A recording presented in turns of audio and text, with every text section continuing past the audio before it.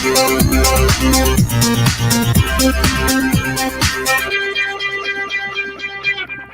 everyone, and peace of Christ all of you. Please invite your friends and share the link so more people will join us. And don't forget please to use a nice language, otherwise we have to block your name from the chat. The topic is Islam, not the Muslims really. So avoid calling Muslims bad words. We are here to question Islam. Muslims are people like us, and I believe they are deceived, and we are here to help them, not to attack them. There's tons of articles exist in the internet, and as I see on the front of me, one of them, it says 106 reasons why I converted to Islam. Look like this guy, he give up, he reached 106, he cannot get more. So if we get you a religion, have 107 reasons you will leave Islam and you will join the new religion. I mean, sometime I read and I find that those who write articles, they are immature, literally immature. There is one reason to convert to any religion, not 100, not 10, not any. Either is true or not. The rest is false. The rest is stupid. So, and then they start counting for you the reasons. Okay, oneness of God. So what if this God is 1 or 2 or 5 or 7? If he is real or not, this is the question. Immature thinking. God has no God. Okay, well, your God has no God, but how you know? Did you prove it? Did you prove that this God has no God? Well, the Quran have tons of verses where Allah, he praise Allah. Allah, he say in the name of Allah. So if Allah is one, how Allah is speaking at the name of the other Allah? And how we can prove that this God has no God? Actually, we can prove the opposite from the Quran, easy, and we can show you that Allah is very important in Islam. That's very funny. I mean, if Allah is not very important in Islam, so who's going to be important? I forgot. Muhammad is more important in Islam from Allah. If a person insulted Allah, he will be forgiven. He will be given 3 days to repent. But if he insulted the Prophet, he must be executed. So Allah come as number 2 as important after Muhammad.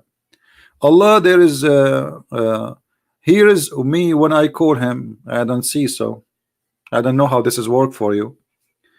As I know as a Middle Eastern who is an Arab, that Muslims, they go to churches praying to Jesus when they want to be healed, and many churches in the Middle East, they are running by donation from Muslims.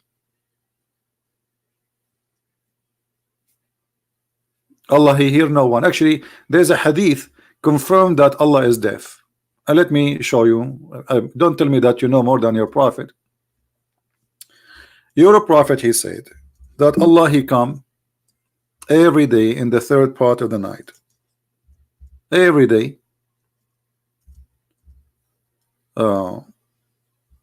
He come. Let me make it more clear for you in case the text is not clear. And this is a very authentic hadith, as you see. This is a very authentic hadith. Our Lord, who is talking, Muhammad, the exalted, descend every night to the lowest heaven when 1/3 of the later part of the night is left, and he says, who supplicates me so that I may answer him? Who asks me so that I may give him? Who asks me forgiveness so that I may forgive him? And here this is actually explain a lot about Islam. Instead of telling me 106 reasons to convert to Islam, I just found all the reasons to refuse Islam in just one statement. Because if Allah is all hearing, Allah is all knowing, Allah, he see everything, why Allah is descending every night from point A to point B to listen to us? Remember, the reason for Allah to descend down is what? Is to hear our prayer. So Allah, if you don't descend down, he cannot hear the prayer.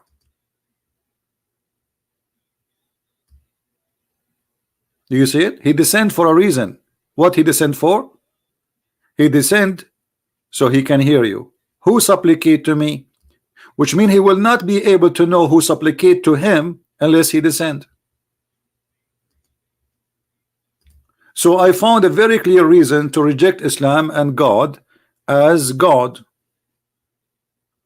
Because what kind of God he need to step down? Let us say, let us make it simple for those who they are not understanding what I'm trying to say to you. According to Muslims, Allah, he live in 7 floors building, in the top of 7 floor buildings. So this is a floor number 1, this is a floor number 2, 3, 4, 5, 6, and we are in the we are under the lower one, which is number 7. So Allah is here. Where is Allah? Is here. This is Allah. All right. Allah, in order to hear you, according to Muhammad, he have to go. He have to go. It's not a choice. It's not like he have to go in order to listen to you and to hear you all the way to the lowest level. So he have to cross 7 skies every night to go down so he can hear you praying to him. You see, I said nothing. Muhammad, he get his God busted. It's not me. If Allah is God, if Allah is all knowing, if Allah is all hearing, he cannot hear, he can hear me without going anywhere.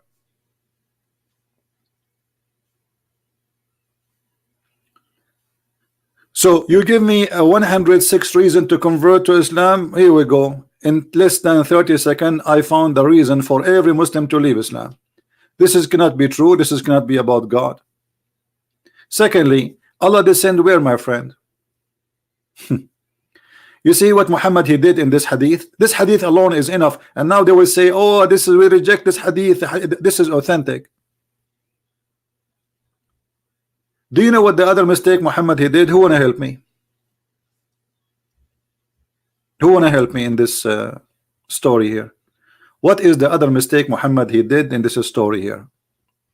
He made a big mistakes. What is the second mistake? Anyone can tell me?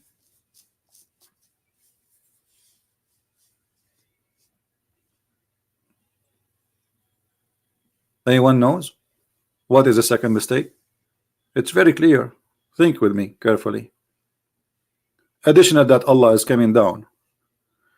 Allah may forgive you. Okay, we will leave that because not everyone who asks God to be forgiven, he will be forgiven. That's okay. This is just this is like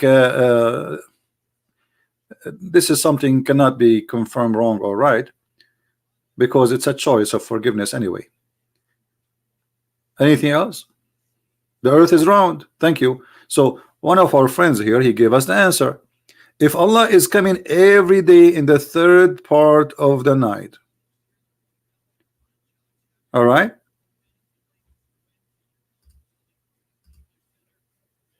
if Allah is coming every day in the 3rd part of the night, okay, he is coming where? He said descend down. The only way to accept such a statement, if Muhammad believed that the earth is flat and there's only one time Allah he come down, it is in the 3rd part of the night. That's mean the earth have only 1/3 part of the night. Additional proof that Muhammad is a false prophet.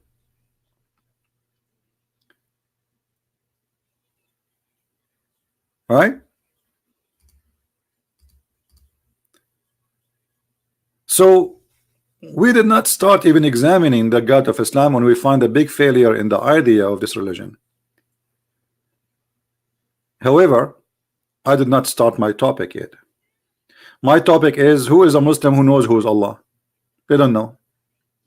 The Muslim, they debate you about the nature of your God as a Christian, but they do not know the nature of their God. Have you ever heard of a Muslim he can tell us who is Allah? All what they say to you is God. My friend, I'm not asking you what his job. It's funny. If I say to you who is the eye doctor, you say to me the eye doctor. I'm saying who is he? Do you know who is he? Not his job. So who is Allah? They say to you he is the creator. Well, that's very easy to prove that can't be true. Because have you ever heard of a God he do not know simple things about this world? As an example, this God, he think the sun set in murky water. He think the women have a sperm coming from their ribs. The man have a sperm coming from the backbone. And the baby is created from a sperm who transform into a congealed dead blood. Have you ever heard of a God you do not know which one he created first, the stars or the trees? So one verse he says something, the other verse he says something. So who is a Muhammadan is willing to call me right now, right here, and tell me who is Allah? Do you know that Muhammad never spoke to Allah? He never heard Allah. Do you know that? So how you follow Allah if you do not know who's Allah? Who's Allah?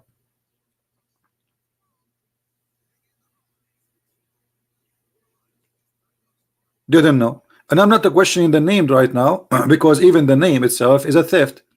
The name Allah contains two words, Al and La, which is the moon god. In the ancient Aramaic and in the ancient Hebrew, the letter Al mean God. Regardless what God it is, true God or false God, doesn't matter. La is the moon god. Allah, that is the true name of Allah. God La, and it's a name stolen from the Aramaic people, and the Muslims, they have no idea. Now this name for sure they share it, like they share it in Egypt, they share it in many territory in the Middle East, and the same God have many names depending in the culture, the language.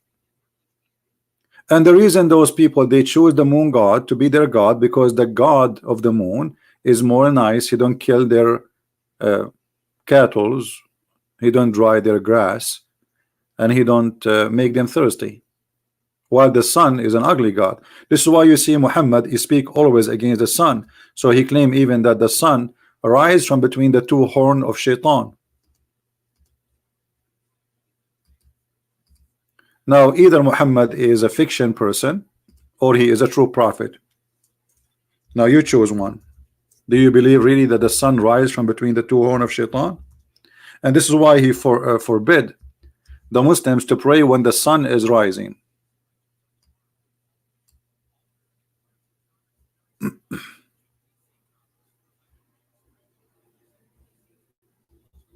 All of those statement is against the sun.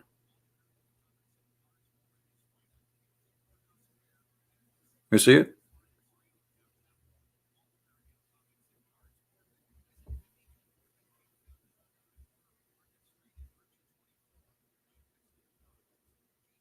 All those statement is coming from people who hate the God of the sun, who worship the God of the moon.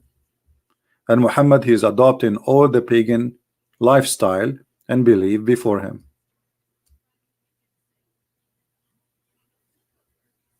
Do we have any Muslim would like to call us and tell us who is Allah? So if we go back to the 106 reasons the Muslims they try to come with, we find that those reasons are immature. They are like made by a bunch of children. Allah has no image. This is a big fat lie. What are you talking about? Here we go. This is your prophet getting you busted. I mean, obviously those they claim to be Muslim, but they don't know what Islam is about.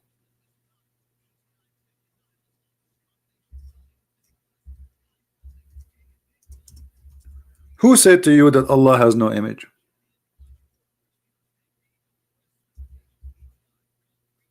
Who is the one who mentioned that to you?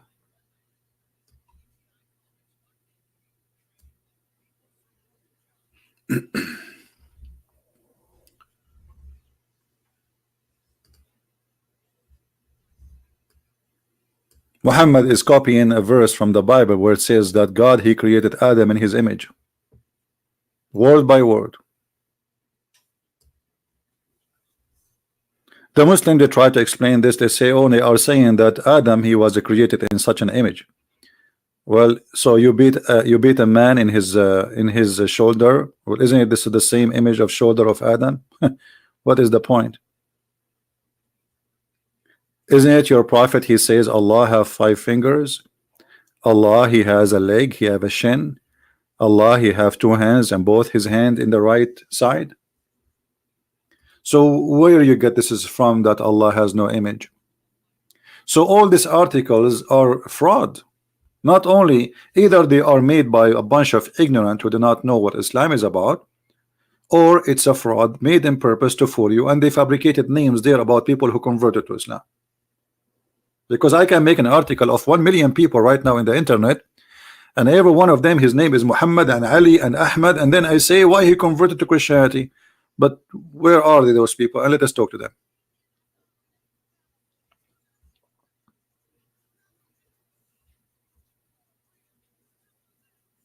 So now, who is a Muhammadan would like to call us and tell us who is Allah? Instead of telling me Allah is one, you know, if we go like, you see, I search for articles speaking about the nature of Allah, and look what I found. I mean, I found, as usual, immature answers. Look, nature of Allah. The question is the nature of Allah. The guy is telling me that Allah have 99 names and Allah is one God. What does have to do with the nature of Allah? And why Allah have 99 names? I mean, what does that mean? Why he stopped with the 99? Is there something missing? Is he out of them? Maybe his credit card decline.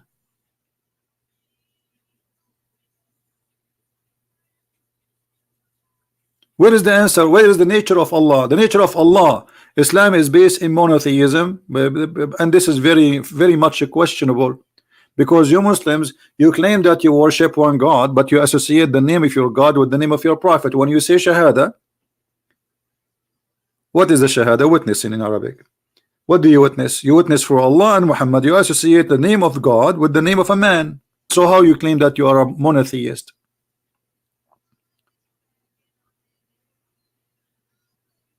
If somebody, he said, I want to believe in Allah, according to Muslims, he is not a Muslim. He have to witness that Muhammad, he have to put the name of Allah with the name of Muhammad.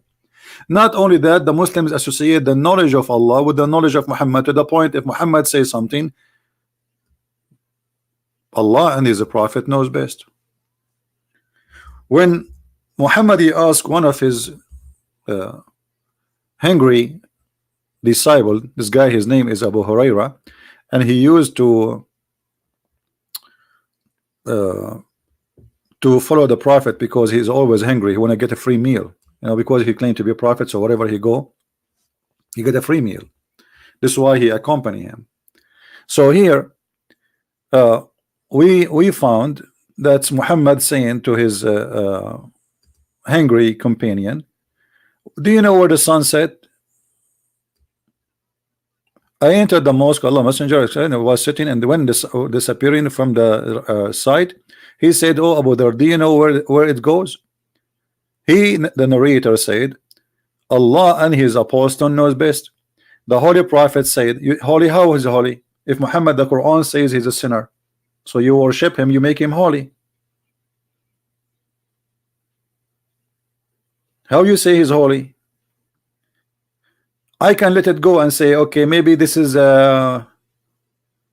like hypocrisy statement, praising a man, making him holy. The Quran confirmed that Muhammad is a sinner, and not only that, Allah will forgive his past sin and the one to come. If we go in the Quran, in the yellow pages of Muhammad, we will find the following. You see, everything we say here, it's proven, and we don't make things up. This is your Quran saying it clearly that Allah, and look here in the Muslim translation, they say that Allah may forgive your fault. Faults do not need to be forgiven, my friend. It's a sin. In Arabic it says لِيَغْفِرَ لَكَ اللَّهُ مَا تَقَدَّمَ مِنْ ذَنْبِكَ وَمَا تَأَخَّرَ. They lie in the translation. It says ذَنْبَكَ. Dhanb is not a fault. Fault is something different. Fault is something you do without intention. This is not fault. If we change the translator in a second, we will see how they lie to us. Here we go. The same Muslim translation. It's Muslim.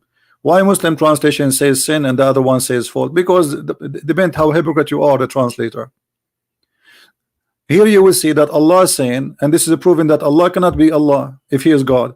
that Allah may forgive thee. Okay, if Allah is the one speaking about forgiveness, why he is saying me, may? And what kind of Allah he forgive the past and the coming sin? Is that a license for sin? Yes. And this is unethical. You see, the Muslim, they say to you and lying that the Christian believe that they believe in Jesus, that's it, they are saved, doesn't matter how much sin they do. Well, this is not really true. What Jesus said, he forgive us if we believe and we repent. This is why he said, not everyone says to me, Lord, Lord, will enter the kingdom of my Father, but the one who do his will. So you say to him, Lord, Lord, from now until tomorrow, and from now until the coming century, but you do not do his will, which is fighting sin, repenting, and changing your life, then you are a fake Christian. And Jesus said, from their fruits you shall know them. I know my sheep and my sheep know me. Here we see the opposite. Muhammad, he have a license for sin, and Allah saying that he may forgive him. And the funny, he is not saying may Allah forgive him, he says that Allah may forgive thee. So who is the one who's talking? If Allah is one and Allah is the only God, then Allah, he say may Allah forgive your sin. Well, it sounds like there's Allah speaking about another Allah.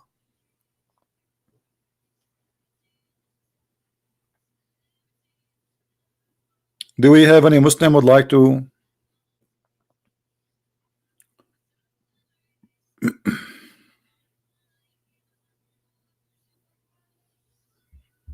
call us?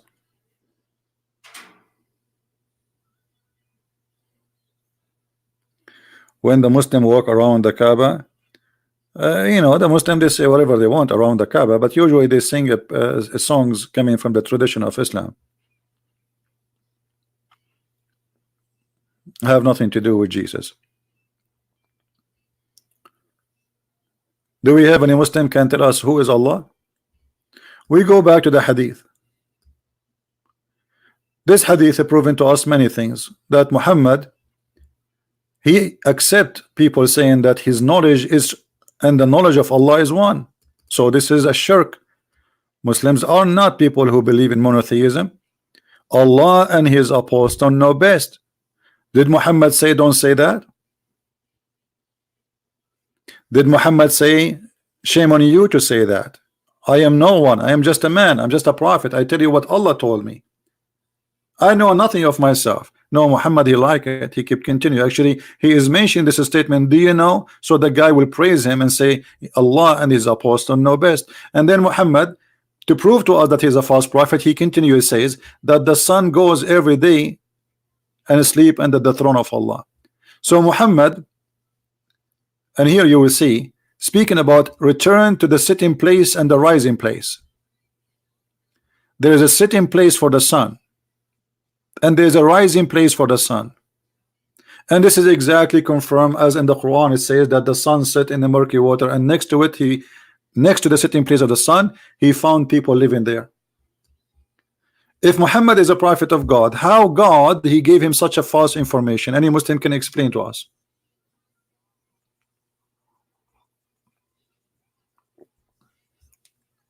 Anyone?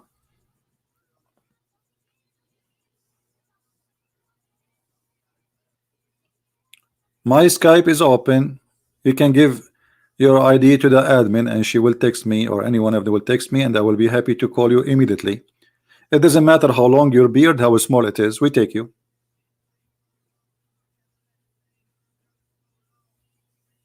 Anyone? So when they try to understand what the Muslims worship, we find that there's nothing worshiping there. I mean, this is a bunch of stories, and those stories full of fictions and full of lies.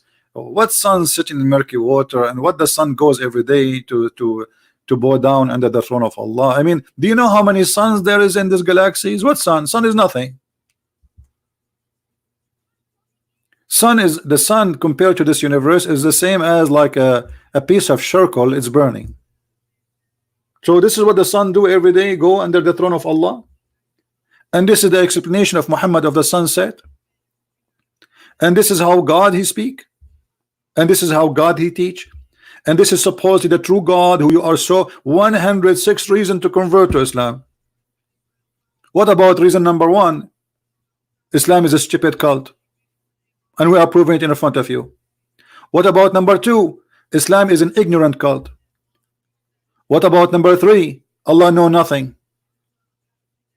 Allah is a God of superstition stories.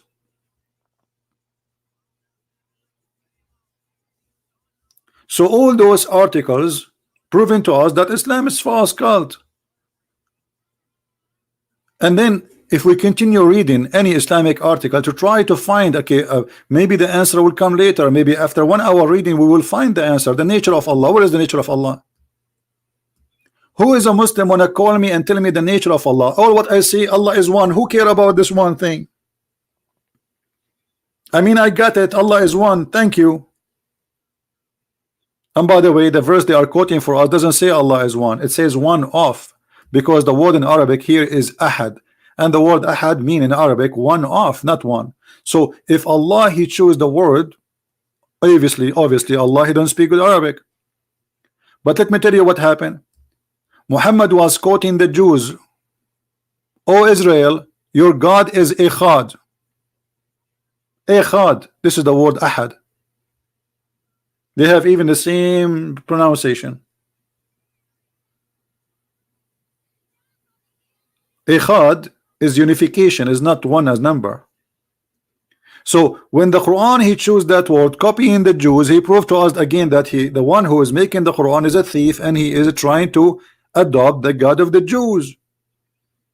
But this is not will not make him, as they claim, one person. That will make him one of many, because the one you choose is ahad. The word ahad in Arabic is different from the word wahid. You see, if I go right now to the Quran and I type the word ahad, actually let me do this. I will go to chapter 112 in front of your eyes, and I will copy the word as it is. The word they keep saying to us, ahad. I will copy it. Be my witness. Copy, and I will paste in the search engine. Exactly the same word, and look what we will find. All those coming as one off. Do you see it? وَمَا يُعَلِّمَانِ مِنْ أَحَدٍ, and they teach none of. وَلَا نُفَرِّقُ بَيْنَ أَحَدٍ, and we don't differentiate between any of.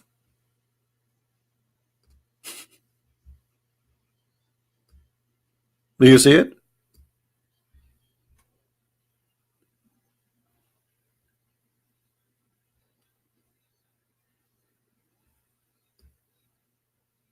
We make no distinguish between any of. This is what ahad mean.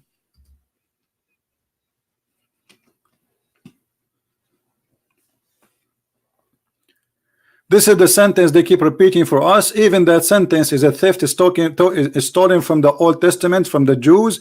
Muhammad he put the word there, and those who follow, they don't know what this word mean. The word wahid in Arabic mean one. The word ahad mean one of. So how Allah can be one of? So even that one, they get it wrong. In different verse in the Quran, the author of the Quran, Muhammad, they made another mistake.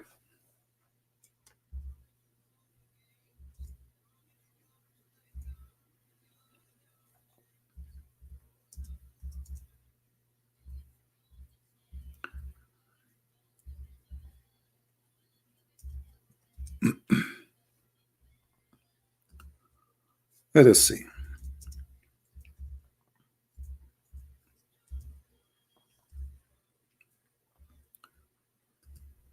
Allah he said in the Quran,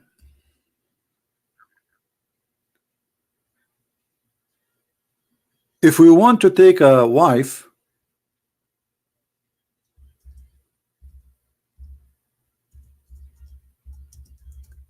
we will take it from ourselves.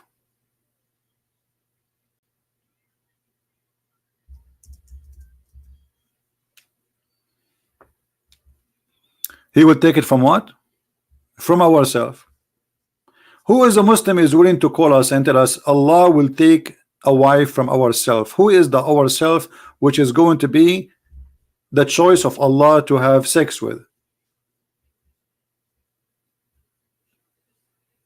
Anyone?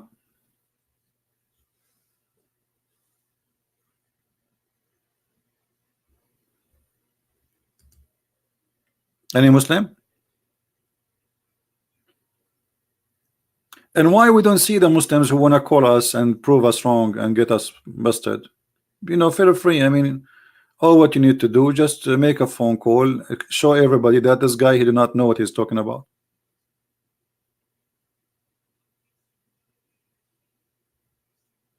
Anyone? So can we take this as like nobody is willing to challenge? Where is Zakir Naik and where is those guys who grow long beard?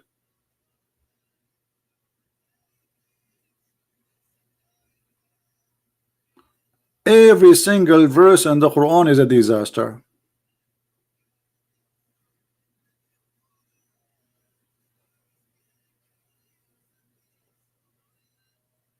Who wanna prove me wrong?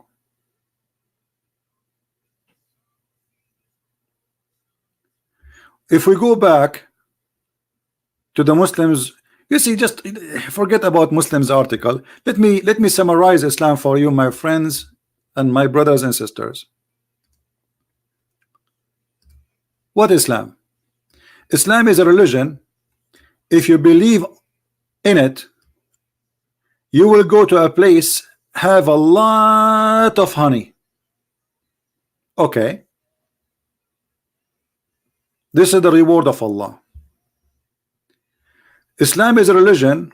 If you believe in it, you will have a green shirt. And this shirt is made by Ayatollah al-Khomeini in Iran. It's a Persian brand. Are you sure? Yes. Islam is a religion. If you believe in it, you will have a pillow.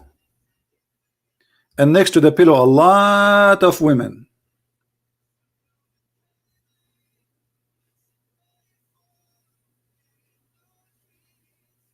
Am I lying? So you tell me 106 reasons of converting to Islam. You did not mention any of them about what Allah He said. All the reasons of Allah which is mentioned in the Quran why you should convert to Islam, I cannot see it in this article. Where is the virgins? Where is women who have nobody touch their where is women who they are so white? Where is women with big breast? You see, they did not mention to us the real reason to convert to Islam. Where are they, the real reasons? Why you don't speak about them? Is it this is Quran or not? Here we go. This is the Quran telling us the reason to convert to Islam.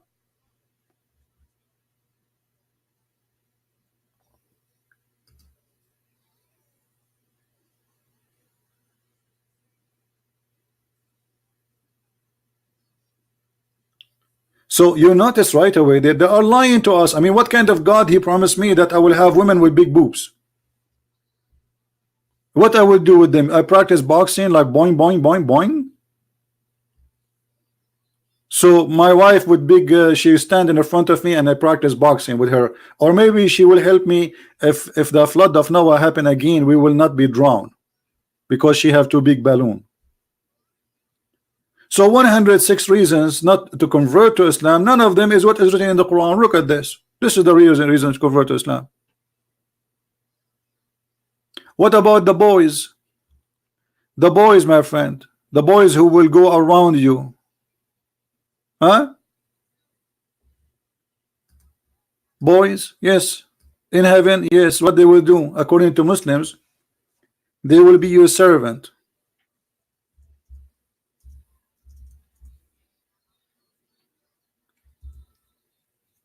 They will be what? They will be your servant.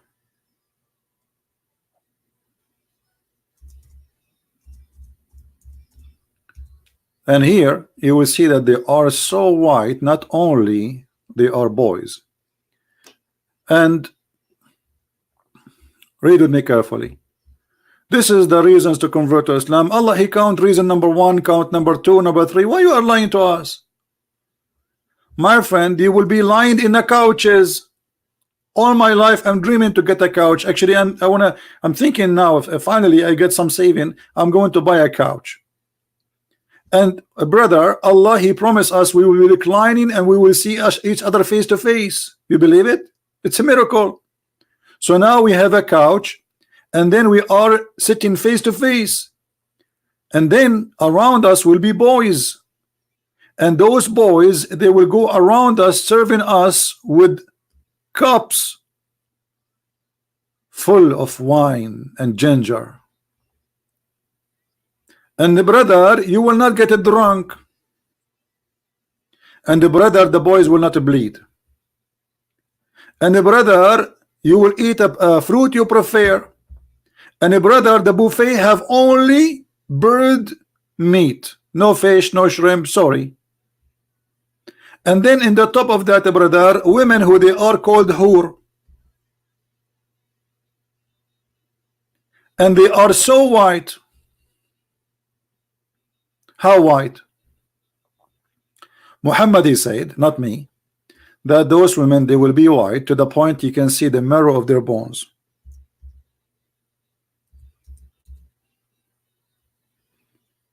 Do you see it? Reasons to convert to Islam, those are the reasons. This is why the Mujahideen, they want to join Al-Qaeda and ISIS, not because they love Allah. They are going there, they want to have sex. This is the truth. And what kind of women those women are? Women who they are so white, because Muhammad, he knew the Arab, they are obsessed with the white color, they are racist. He knew what his people like, so he promised them false promises about women who they are so white to the point you can see the marrow of their bones. And don't take me wrong, women who you can see the marrow of their bones, they are very beautiful. I mean, imagine you have a wife like this,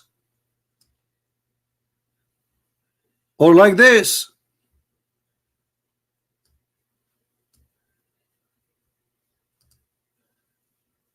or like that, or like this one. I mean, who can resist this? Nobody.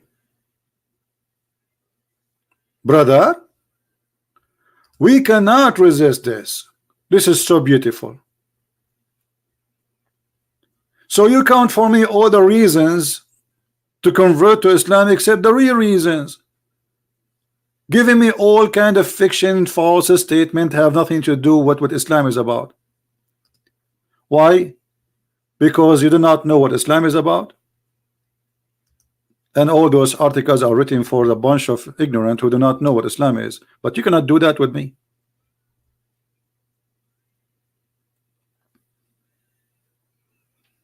And who in the world, when I have a woman, you can see the marrow of her bones?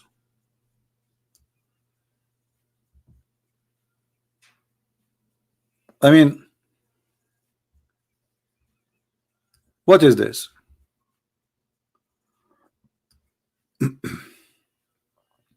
Harun? Harun is a Muslim. You want to talk to me? Let us see if Harun. Okay, Mr. Harun.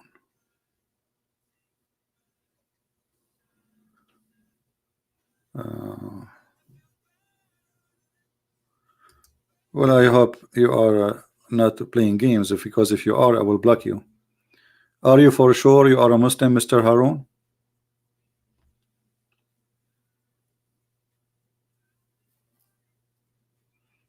Okay, let us give you a call.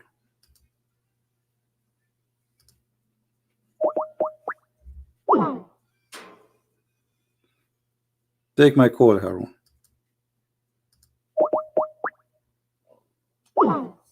It says you are not online.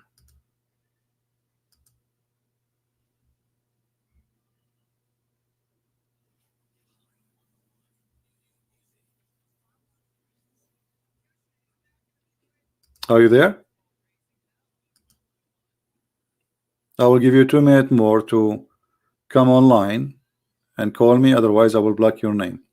So as you see, you know, they don't know who's Allah, they don't know what Islam is about.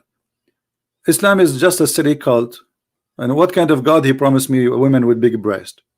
And what kind of a God he promised me a green t-shirt and a pillow? That's what God is about. And then when we ask them who is Allah, they don't know. Or what they give us a very funny stories like Allah is one. Who cares if he's 1 or 10? If Allah is 1, if Allah is 10, if Allah is 1,000, that will not change the fact if he is true or not. Prove to me that who is Allah. Tell me who's Allah. You say to me Allah is the creator. How Allah is the creator and he says such a silly thing? He think the sun set in the murky water. He think the sun come from between the two horns of shaitan. He think that the sperm is coming from the backbone of the man.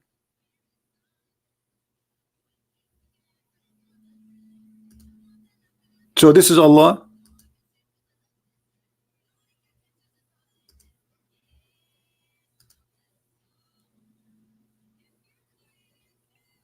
Okay, let me block this Moyle, whatever his name.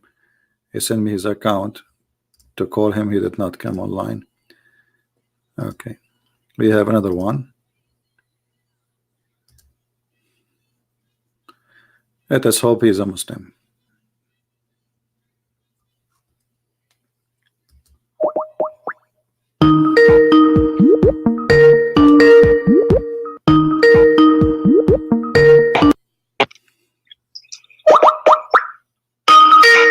Mute YouTube, please. Mute YouTube. Mute YouTube, please. Hello. Yes, my friend. Go ahead. You are live on air. What do you want to say to us? Okay, can you hear me? Oh, okay. Christian Prince. Yeah, nice talking to you. Thank you, my friend. Go ahead. Yeah. Well, you know, I don't want to say my name, and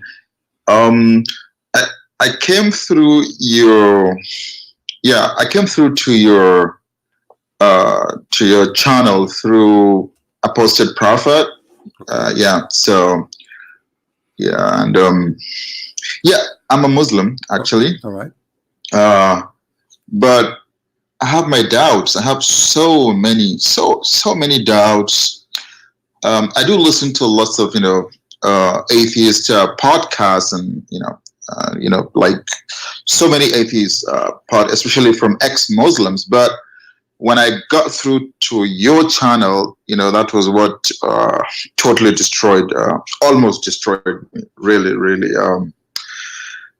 Things have never been the same since I listened to you. You know, it was just too much. So my question here is, you know, I will give you a background story so that you can understand where I'm coming from very well. All right. Right? Are you listening to me? I'm listening, my friend. When I started having my doubts was, I don't know do you know about Sudan, the Darfur problem? Yeah. Yeah.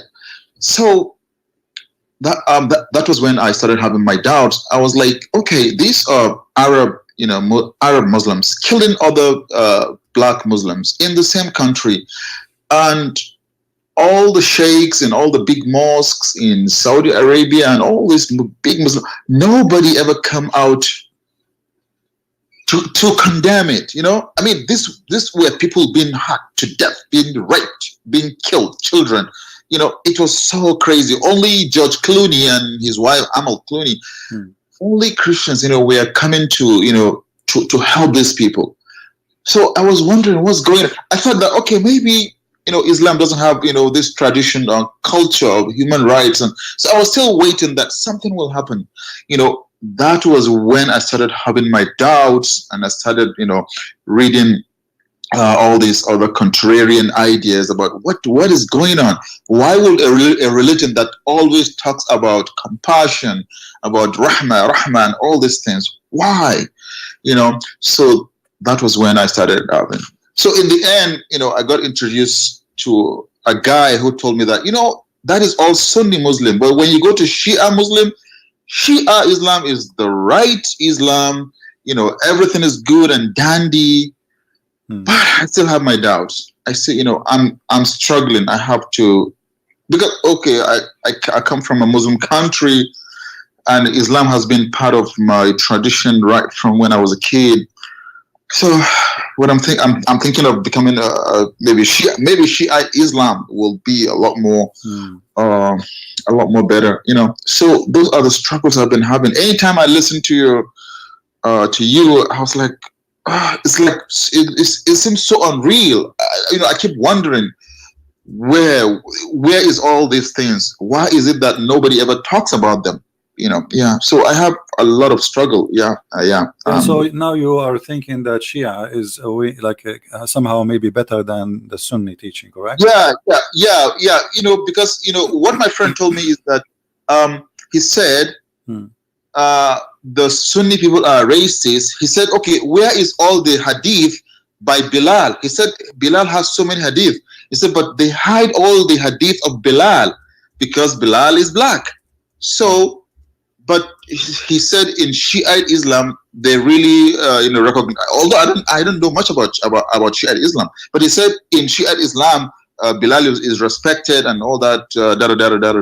Well, so that is where I am now. But yeah, it's been struggle every day. Anytime I listen to you, my brain just goes into overdrive, and sometimes I can't sleep. You know. Right. Yeah.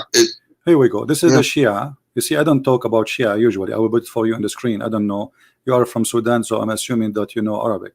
So here, yeah, I know Arabic. Yeah, a little bit. Yeah. Okay, that's wonderful. So now here, I will show you what the Shia believe about you as a black person. Here, this is the book, Jamo Ahadith al-Shia, Al-Sayyid al-Burduraji, volume number 20, sorry, page number 93. And this is exists in many books. It's not only in one book. I just like let us say the one come to my hand right now. Okay. Babu karahati munakahati zinj. Do you understand what is that saying? Yeah, zinj is the black people. Yeah. Why it's hated to marry from a black? The word they are saying zinj, which means you know, the color. Okay, yeah. Babu karahati manakihat zinj. Correct. And والخزر والخوز والسند والهند والقند والنبط والkurd, and it is accursed by the Prophet of Allah. All right. So which book is this? There's many books. We will show you the hadith. Let us go one by one. We will show you. You know. Okay. The hadith. This is all from coming from Ali supposedly. Oh, it says here, yeah. It says coming from the Prophet and reported by Ali supposedly. Okay. He said, عن أبي عبد الله عليه السلام قال لا تناكح الزنج.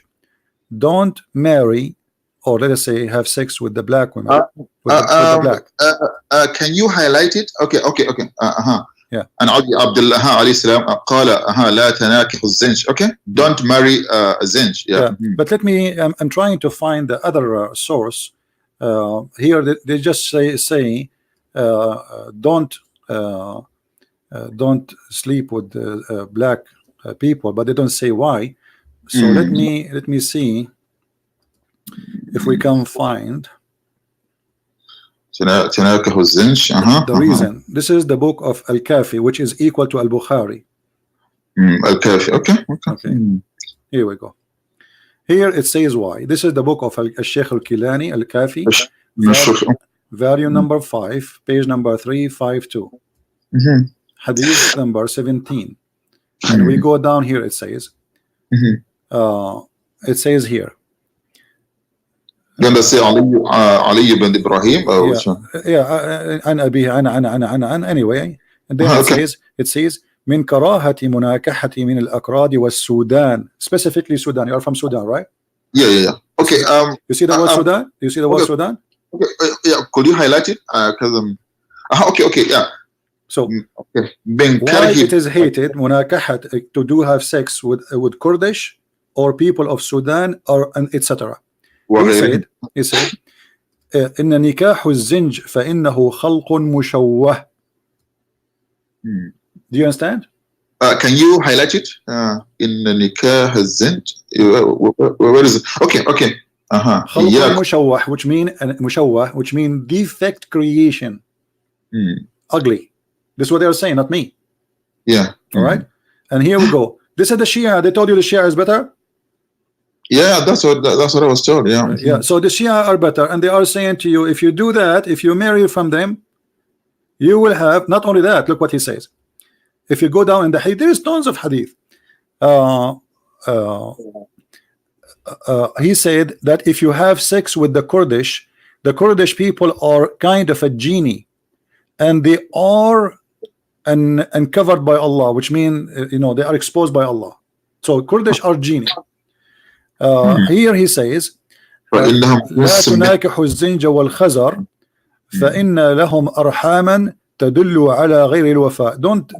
Don't have sex with them, because the womb of their women have no loyalty, and the same for the people of India and people of the Sindh. It was Sindh, okay. And Kind, which supposedly I think Kandahar all the way to Afghanistan. So all those people are not good people, but who is left? The only good people are the Arab. Because people in Afghanistan, they are not black, correct? Yeah. Just because from there they are bad, and the Kurdish are not black, but they are genie, and the black, according to the hadith here, they are a defect creation, mushawwah, which means ugly, and not good, bad. Yeah. I mean, so what is left? And look here, and here he explained here to you what التشوه. الشوه قبح الخلقة وهو مصدر من باب تعب الرجل etc. blah blah blah. So somebody is so ugly man or ugly woman. امرأة شوهاء, which means she is ugly. Yeah, قبيح. Yeah, قبيح. I'm going to use English translation here, so people will not say to me I'm making things up. Hold on, I will translate. I will post the link first to people who they are in the chat. I don't know if I can go through because the link have Arabic. I don't think so. Yeah, it doesn't go. But for sure I can send it to you in Skype. Let me give it to you. In YouTube it didn't go. We can post it later maybe. If we choose translate to English automatically. Yeah. Here we go. Here they translate the word as don't buy from Sudan. Who hated to fight against, but this is not about fight. What fight against? If it must be Nuba, to have sex with the Kurdish and the people of Sudan and others. And then the Zinj. Here we go. This is the word was supposed in Negro. Zinj. They are created from a defect. The translation here is coming funny, and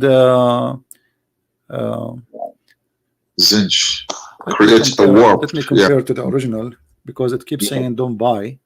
It doesn't say buy in here. Yeah, it doesn't say buy anywhere. Yeah. Do not buy from Sudan. Not only that, actually, yeah, it doesn't say buy in Arabic. Here we go. The Arabic one doesn't say buy at all. You see the Arabic. It doesn't say لا تبيع. Yeah, no, it doesn't say. Here من كره مناكحته من الأكراد والسودان وغيرهم. And the translation is coming as buy, but it's a مناكحة to have sex with them, right? And not only that, it says and don't من الأكراد والسودان وغيرهم. Don't even shake hands with them. Yeah, don't even shake. And if you shake hands with them, you will leave Islam. And if you have sex with them, the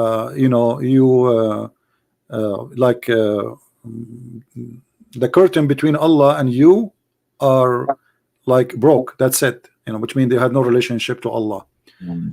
So فإنهم جنس من الجان. They are kind of a genie.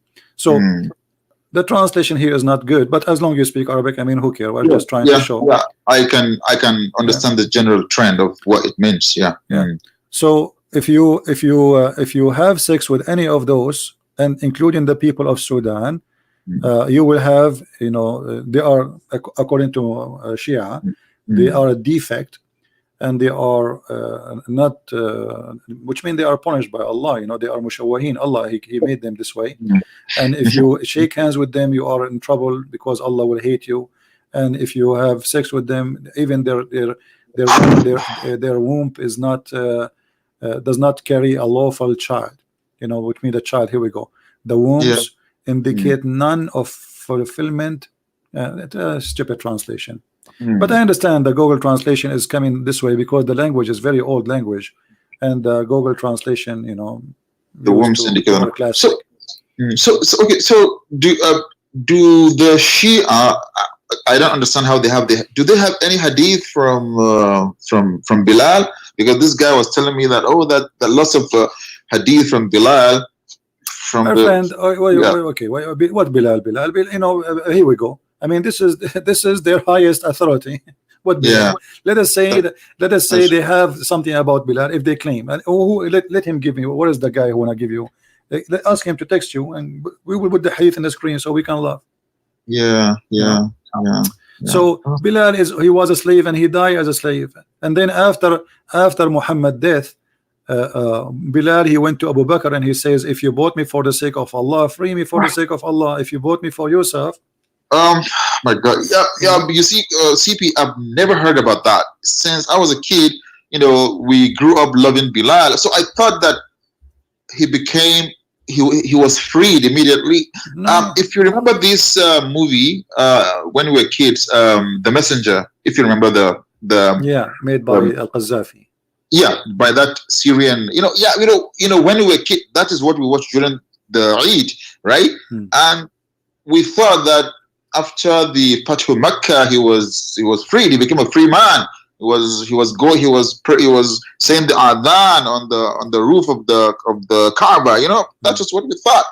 But when you said that even after the death of Muhammad, he was still a slave, you know, that really it crushed me. It totally crushed me. You know, my friend, isn't it the Quran? Let me ask you. Hold on. Forget about Bilal. Isn't it the Quran says? Don't have sex or take wives from non-believers, and having one of the disbeliever Muslims from your slave is better than having a non-believer free. You know what I'm talking about? If the Quran confirms that Muslims, they own Muslims who they are slaves, correct? Yes. Okay, so why we need Bilal anyway? You know, I mean, so either the slaves are freed or they are not. And here we go, the Quran saying, don't have sex with women who they are disbelievers, and having sex with a believer slave is better. You know, with a believing slave, So that means the slave is Muslim but still a slave. Correct. So it's not free. So we have been lied to for too long. We've been lied to for too long. So it's so when they say to you Shia is better, I mean, we are showing you know, we are showing you from the Shia, from the Sunni, and this is the game. You know, the game of you know, like they are better and we are better. Ali is a criminal. He killed thousands of people. You know. I'm so disappointed. What do you think? After all those disasters, I mean, now we found that both are the same. There's no different. The Quran confirmed that Muslims, they own, and the reason those slaves, by the way, they became Muslims because they were hoping that they will be freed. You know, they will be treated differently. You know? That's all. You know, this is big. You know, most Muslims, I have to tell you, I mean, 100% of Muslims, they believe that that Bilal was free. You know, nobody ever, you know, apart from you saying it, nobody will ever tell me that Bilal wasn't a free slave. That was what we all thought. It's all the propaganda that we grew up with, that he was My friend, free. did Muhammad, he received gifts even as slaves? Maria the Copt, they lie. They say she was his wife. You can go right now, search in Google. You will find the Muslim scholar, they are refuting them, says that Mary the Copt, she never been the wife of the Prophet. She was a gift, a slave gift, and he used to sleep with her. That's all. So if a prophet of Allah is against slavery, one of his titles was the Bai'ul Abid, the slave seller. He buy and he sells slaves. This is what he do for a living. So, and you know, if a guy is against slavery, how he go and he says enslave them? I mean, this is what he do. Yes. He'd enslave thousands and thousands of people. And here the verse in front of us says, don't do nikah, not marry, don't have sex with women who they are adulterers, unless they believe. And doing that, one of your girls who they are, look here, it says a man slave or woman slave believer, he is better than unbeliever. So why the Muslim they have, and I want any Muslim to tell me, if Islam is against slavery, why a Muslim slave is exist? Yeah, I understand you want to say to me that those who they are against Islam, we enslave them. But a Muslim believer, why he is a slave? Why Muhammad did not say free all the slaves? He did not. Secondly, when the Quran speak about the punishment of murder, which later supposedly abrogated after people start laughing at Muhammad, what he said, al-hurru bil-hurr, free for free. Okay, al-hurru bil-an. Okay, free for free. Yeah. In the law of murder, in the case of murder, free for the free, slave for the slave. I mean, what kind of religion is religion? So if I kill your slave, you kill my slave. So now we have two victims, they are slaves, and the killers are free. Right? Oh my gosh, yeah. If Muhammad is against, you know, this guy, and then when people start laughing at him, and this is a clear proof that Muhammad is a false prophet, not only because he come with the law, because he changed it. Because later people start laughing at him. This is not the law of Moses. This is not what Moses says. Eye for an eye is not I kill your wife the same as you kill my wife. You know? Yeah. So this guy, instead of fixing it, now we have two murder. Oh my gosh, you know, I'm torn. So Christians, so there is nothing redeeming about Prophet Muhammad. Nothing. My friend, I can make big statement. Yeah. So Muslims, they can come, like they have the sermon. Do you know that you heard about the last sermon where Muhammad says there's no difference between black? This is not authentic. Nobody approve it. But because now it's fit for today, why we cannot find it in Sahih Bukhari? Why we cannot find it in Sahih Muslim? Why we cannot find it in any of the 6 Sahih of Hadith? Because it's not accepted. But because this is fit today with their propaganda, every Muslim he published this last ceremony. No, wait. So you mean that the Hijjatul Wada is not in the Hadith? It is in one of the books, which is Muslims. If I quote from there, they will say we don't accept this book. Okay, if you ask them, okay, where we can find Hijjatul Wada? Can we find it in Sahih Bukhari, the statement as they have it about the black and free? Can we find it in Sahih Muslim? If any Muslim can show it to me, I want to learn from you. No. And not only that, isn't it Muhammad who said that the black people, they are created from the right shoulder of the left shoulder of Adam, and they will go to hell? You know this hadith, right? From what? Muhammad said that the black people, they are created from the right shoulder of let me get you the reference of Adam. Oh, I can't believe this. Wow. Yeah. The white people, they create from the right shoulder, and the black people, they are created from the left shoulder. Here we go. This is at-Tirmidhi, hadith number 38, and this is the website of Al-Ilm, Islamic website, 100%. Yeah, could you let me see it? Okay. Yeah, and I will send you the link, no problem. Allah Messenger, peace be upon him, said, and this is a Muslim translation, not mine, Allah created Adam when he had to create him, and he struck his right shoulder, and there emitted from it white offspring, as if they were white ants. He struck his left shoulder, and there emitted from the black offspring, as if they were charcoal. So my friend, I don't know what's your name. According to the prophet, I am from the right shoulder and you are from the left shoulder. As if they were charcoal. Okay. Okay. And then he said, to those who have been emitted from the right shoulder for paradise, which means go to paradise, and I don't mind, I don't care. Wala ubali. And then he said to those who they are emitted from the left shoulder, go to hell, and I don't care. Do you see it? And okay, and you said this is in which collection of hadith did you say? This is a Tirmidhi. This is a Tirmidhi. This is one of the Sahih books. Tirmidhi. Wow. The books of Sahih are 6 writers. You know. Good. I know there's Bukhari, right, and Muslim or something. Wow, can't believe it. Can't believe it. You know. So can you tell me more racist than this?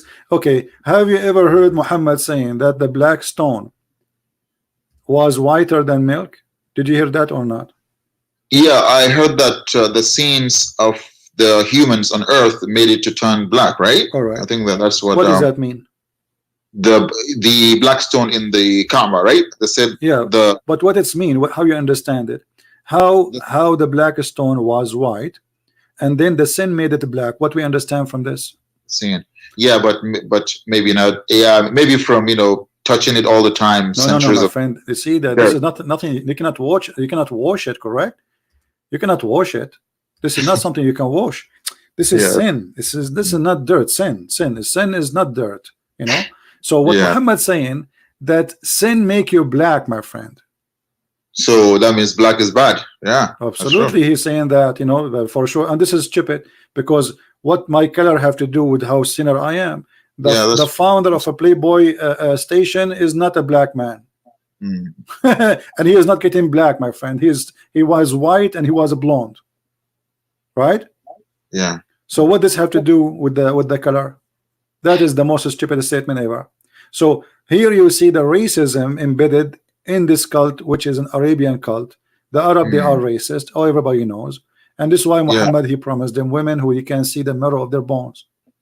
And sin make you black. So, and it is one of the things that really disturbs me, because look at what happened in Libya when everything broke down. I mean, the moment they had the chance, all the black people, they were just captured, and they started selling them. I mean, I was like, what the heck? And they raped them, and because they are African, they are the Libyan, they believe they are Arab and they are white, and the black. So it's like every single attempt, or any single time the Arabs, they have any power, all they want to do is just start selling black. I mean, Libya, you think it's a civilized place, it's a civilized country. Yeah, but Libya is one of the biggest pirate countries in history. The first war actually USA had after USA became USA, it was a war with Libya, because they used to be doing piracy, the same as Somalia now. They attack ship and they force them to pay jizya if you want to go and live, or we will take your money. So this is who they are. However, here, we are talking about religion, and religion is the reason for all the behavior.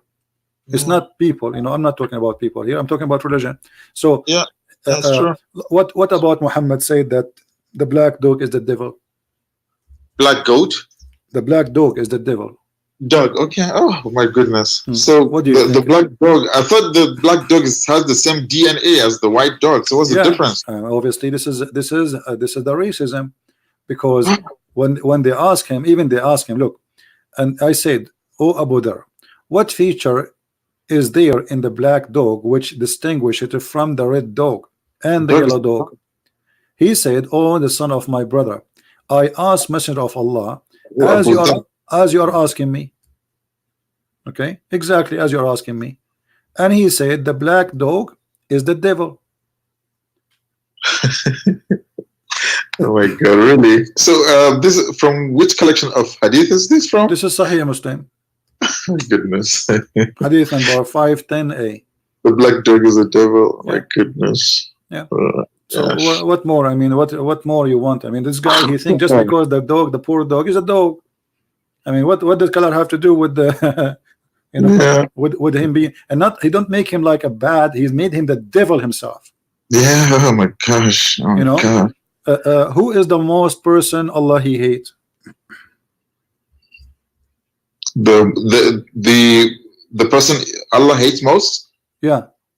Well, will be maybe the kuffar, or maybe the bad people, right? No, it is a black man. The black what? Yeah, he's a black man. The most person Allah he hate. Let us see. There is a hadith for that. Yeah. Oh my God. Let us see. My goodness. My God. CP, you are destroying me. I'm not destroying you, my friend. Oh. I'm helping you. Can't believe it. Oh my gosh. What the heck? Oh my gosh. Oh my gosh. I'm trying to find the reference for you. I hate to mention something without showing reference, but even though it's tiring to keep looking, and you know, because I cannot save all the reference I have in my head, and there is no way my bookmark it's going to take me more time to find it in the bookmark from find it in the internet. You know what I mean? Yeah. So, I mean, yeah. let me see if I can find it. Hold on. Oh my gosh.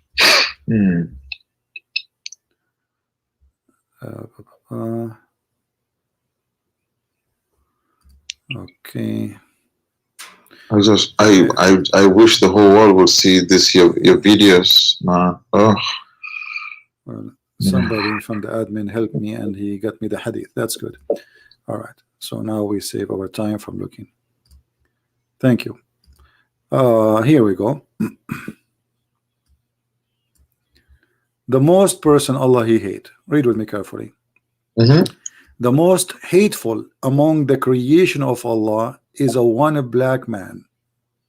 Can you highlight the place? The most hateful among, okay, yeah, is one black man among them. Khawarij.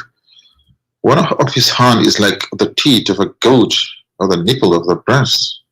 Yeah. When Ali bin Abu Talib killed them, he said, "Search for his dead body." They searched for him, but they did not find it. So, my friend, you as a black person, do you accept any of this madness about yourself? Yeah. Okay. Can you quickly show? Do you have it in Arabic? Yeah. Sure. It says the most hateful among the creation of Allah is one black man. Here we go. ومن أبغض خلق الله إليه منهم أسود إحدى يديه طب شاة أو حلمة ثدي. ويقول الحق. Okay. من أبغض خلق الله إليه. Wow. أبغض. My goodness. Yeah. أبغض, which means the most hateful to Allah. The most hateful. Yeah. أبغض خلق الله إليه. My goodness. So what is left? And why he's black? I mean, and even the one who will destroy the Kaaba is a black, and the one who is you know, like the one who will block. He saw him blocking the stones of the Kaaba one by one. He's an Ethiopian. Let us see. Okay, not Bilal al-Habashi. No, he's just an Ethiopian. You know. Okay. He's an Ethiopian who Muhammad, he saw him. And look at this statement here. Here we go. Muhammad is speaking about Bilal. The Prophet said, because Bilal is a black person, and black person, they are you know, strongly, this is why they buy them as a slaves, because they are strongly built, correct, for labor. So okay, the Prophet said, listen and obey, achieve, even if an Ethiopian whose head is like a raisin. What kind of a prophet he says such a thing about somebody? Supposedly the Muslim, they say he is the companion of the Prophet. The companion of the Prophet, he says a raisin head. Yeah, because you know, a raisin is a fruit that has a shrink and is black. He's making fun of the look. Obviously, he's making fun of the look. He's not praising the guy. You know, even if he is like this, so you know, okay. And this one is from Sahih al-Bukhari. Bukhari. This is al-Bukhari, hadith number 693. You know. Oh my God, I can't believe I'm seeing all this. Oh, Yeah. I'm disappointed. So, my friend, after all of this, are you still a Muslim? CP, I have to tell you, I have to say no. Yeah. Glory to the Lord. I'm happy for you, my friend, that you No. decide to leave this Because, culture. because I've been struggling with it for a long time, and yeah. Well, I'm happy for you that you decide to leave Islam, but now I have a duty, you know. I think We have to go to something more serious from the funny, stupid stories of this culture. yeah. So, what do you think about accepting the Messiah as your Lord and Savior? I still believe in God, and yeah, still believe in God you know. No, I'm asking you. Don't escape from my question. I'm asking you, what do you think about accepting the Messiah as your Lord? Yeah, I've been reading, Bible literature and so many things, and our mind has been poisoned so much against Christianity and any other religion. But the veil has been lifted off my eyes, and I'm seeing things in a totally different way now. Seeing things differently. I'm seeing things differently. I have Christian friends. I've been talking to them. And yeah, the more I talk to them, the more I see their worldview, and it's totally different. And hey, I live in the West, and I see the development all over here, and the Muslims too. They want to run. They want to come here. They want to run to come to this land.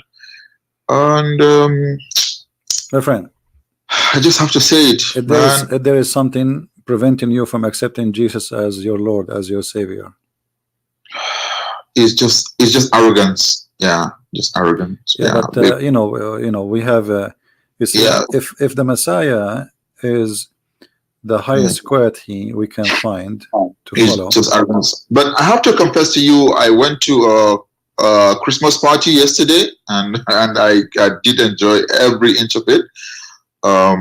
Yeah, but my friend, Christ is not a Christmas party. Christ is not parties. Christ is something different.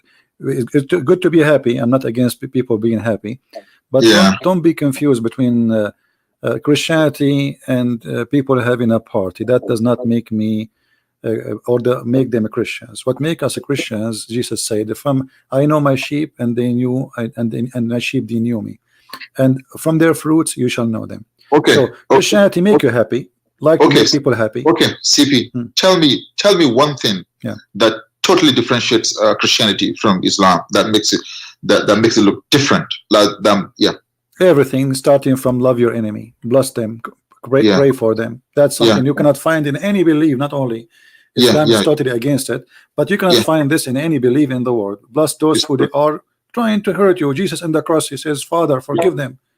They do not know what they are doing.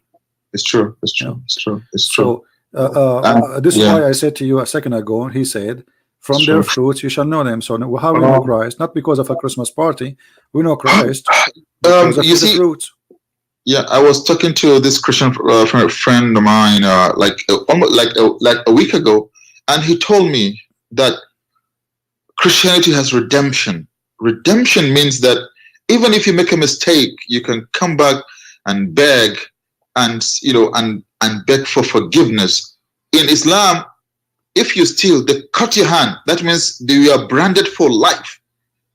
So Christianity has hope in humanity, and has hope that you can change, that you can become a better person.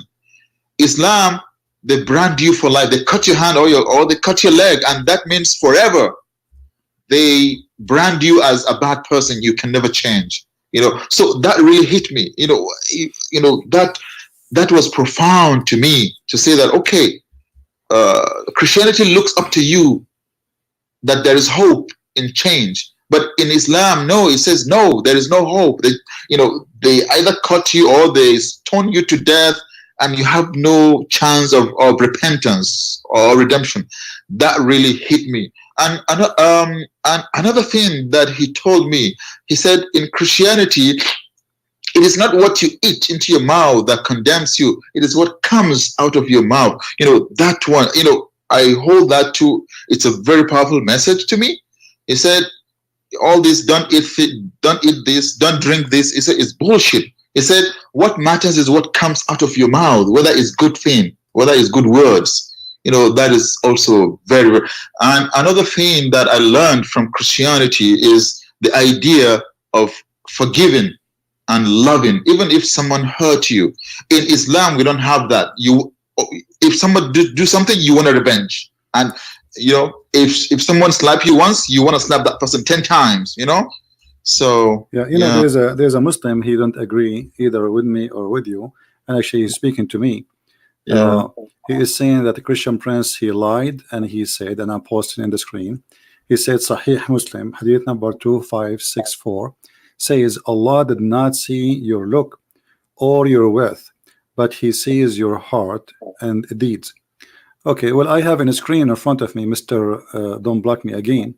This is your prophet saying, the one who is talking to me in the chat, verily Allah has the fixed portion of adultery which a man will indulge, in which he of necessity must commit, the adultery of the eye, etc., etc. So look what your God is saying. You just said to me that your prophet says Allah will see only, he don't see your look, he see your deeds.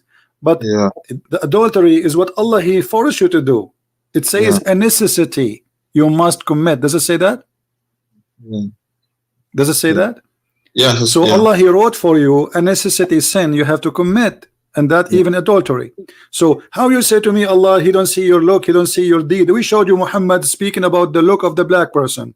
We showed you the hadith speaking about the African are born from the shoulder of Adam and they will go to hell according to your prophet, and the white people they will go to heaven according to your prophet. And we showed you that the black dog is the devil, and we showed you that the black stone used to be white like milk and became black because of the sin. And now we are showing you that your prophet saying that every deed you do is written by the order of Allah, and whatever you try you cannot get away from, you have to commit it. When Adam and Eve, when Adam he have a debate with the with Moses, according to Muhammad, how they met, I don't ask me. Muhammad have his own fiction stories. So Adam and Moses, they have an argument, and Moses says to Adam, because of you we are out of heaven. Moses says to him, how you blame me for a fate written by Allah for me 40 years before my creation, which I have to commit. 40 years. 40 years before his creation, which means even the sin of Adam, it is not the sin of Adam, it is the sin of Allah. Read carefully. Does it say here, and this is Sahih, here we go, this is Sahih, so they will not say to us this is weak. As do you blame me for doing a deed which Allah has decreed that I should do 40 years before he created me? So the guy who says to me Allah don't look at your look, you don't look at your deed, even your deed is not your deed, it's a stupid cult. So Adam's sin is not a sin of Adam, is a sin of Allah. Okay, now we need to ask a question. If Allah is the one who make us sin, so why he will punish us and why he will reward us? Yes. Why Adam was kicked out of heaven? He commit no sin, and this is why Adam Moses is confused. As you see, look like here Moses he believe as a Christians that Adam is the reason for us to go out of heaven. Look, the Muslim here, and Muhammad by the way here approved that Muhammad is a false prophet, because Muhammad he claimed that Moses is a Muslim. So now Moses after he dies still he think that Adam is the reason for us to go out of heaven. That's mean Moses is a Christian, he is not a Muslim, because he believe in the original sin. So Moses he have a disputation with Adam, speaking about you are our father, you deprived us and caused us to come out of paradise. This is the opinion of Moses about what Adam did. So but Adam said, it's not my fault. Yeah, but here we got Muhammad busted in two things. They claim that Moses was a Muslim, but Muslims don't believe in the original sin of Adam, correct? Yeah. Okay, but this is Moses after he died. So Moses he died, but yet he did not understand the original sin concept, and he is a prophet of Allah, and Allah even spoke to him directly, and he wrote the Torah for him by his hand. Yet Allah did not explain to Moses that it's not Adam to blame. what is he didn't explain? Yeah, what's going on? Yeah, This is the most silly statement ever. And at the same time, so if you Muslim believe that my fate is written for me before I do anything, and what is written for me I would do, then why will we go to heaven? Why will we go to hell? And in different hadith, Muhammad, he says doesn't make sense. Yeah. that a person before he die, or let us say a person who is doing the work of heaven, Yes. and almost he is going to go to heaven. This is Sahih Bukhari. I'm not, here we go, Sahih Bukhari, hadith number 6594. So Muhammad, he said, and he was commenting about how Allah, he created the baby. He says that you are a sperm for 40 days, you are a sperm, you are a clot of a blood for 40 days, and you are a piece of a flesh for 40 days. So total creation of the baby is 120 days, which is funny. And then he said, Allah, he write for you, he ordered the angel to write 4 things: his provision, his age, whether he will be of the witched or the blessed. And then it says here, Muhammad, he said, by Allah I swear, and by Allah, a person among you, or a man, may do the deeds of people of fire till there is only one cubit or an arm breadth distance between him and fire. Okay? Yeah. And then what is written by Allah will take order and proceed. Right. Yeah. Yeah, I remember this hadith when I was a kid. Yeah, that's true. Yeah. So then what Allah wrote for you will proceed, and then he does the deed of paradise, and he enter paradise. So what I want to believe in Islam, at the end of the day, it's what Allah wrote for me. It doesn't make sense. Yeah. And then he said the opposite. Look, he says, he gives us the other scenario. He says, and a man, he may do the deeds of people of paradise till there is only a cubit or 2 between him and paradise, and then what had written for him proceed, and he does the deed of people of fire, and he enter it. So when a Muslim, he quote for me a statement from his prophet, you are quoting for me nothing but a bunch of confused statement of a madman, because if we put them all together, nothing makes sense. So CP, in your opinion, Muhammad, do you think he was lying, or something was wrong with him? That's why. Or I believe Muhammad, he have many problems. I believe he's a liar. I believe he's mentally ill in the same time, and I believe he have a double personality. You know, he have many issues. Obviously, you know, even the hadith confirmed to us that Muhammad, he imagined that he had done things, but in fact he did not. So how we can even trust? And that will be additional to all the madness he came with, and to, like, let us say, the nail in the coffin, the last nail. Muhammad is a bewitched according to Muslims. How we want to follow a person you believe he's bewitched? And how we can trust a person he imagined that he had done a thing? Maybe he imagined he saw a Jibreel. Maybe he imagined somebody speaking to him. Those who imagine things, they hear voices. And but he never showed anyone, and nobody ever saw Jibreel. There's no witnesses for anything. He went to heaven. Even his wife, she did not see anything, as usual. And in the same time, you know, the stories of Muhammad proving to us that he have a mental illness. Everything actually he is teaching us is a collection of mental illness, and this is why the Arab, they make fun of him. In the morning he says something, afternoon he change it. You know, he have a double personality. Even his sex is not true. Have you ever heard of a person he imagined himself having sex with his wife, but in fact he did not? So how far this man, he was delusionate? How much his sickness was taking effect on him? Yeah, that's true. The prophet, this is Aisha saying, this is the witness, the bed witness, not somebody from the neighbor. The prophet continued for such a period, imagining that he had sexual intercourse with his wife, but in fact he did not. I mean, how far the illness is.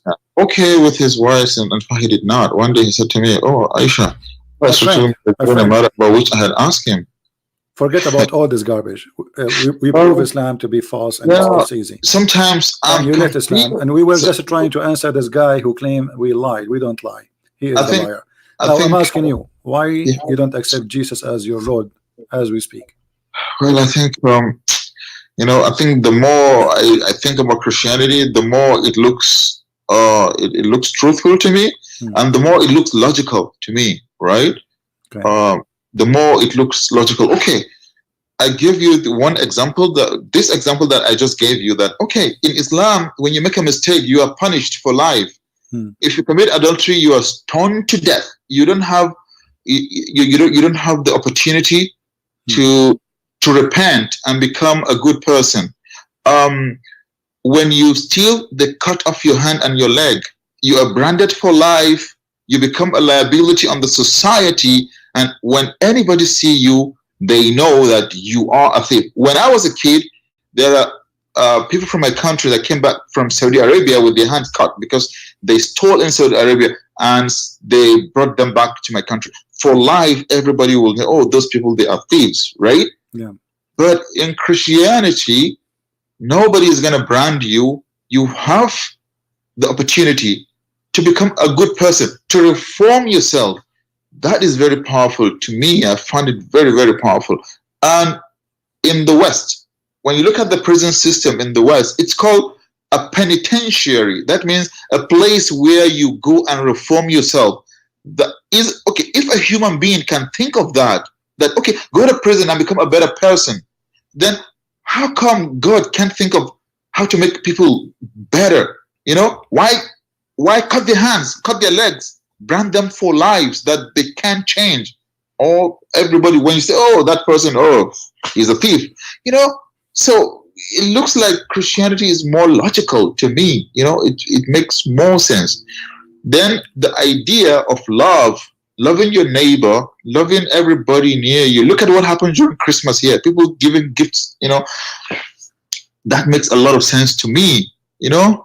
And apart from that, look at Christian countries. They help a lot of countries. Look, America gives money to every country all over the world. You can, even countries that hate America, America gives them money. Isn't that crazy? And isn't that something? I will talk about the American, they donate the most in the world, actually. Even though they are not really the most rich compared to, there's some Arab, they are extremely rich, but nobody donate as much as the American. Yeah, they donate money, even though these countries, what they give them money, but when they pray, you see, they forget about all of this. Yeah, you see, you made a point that's if somebody he did commit a sin, you cut his hand, right?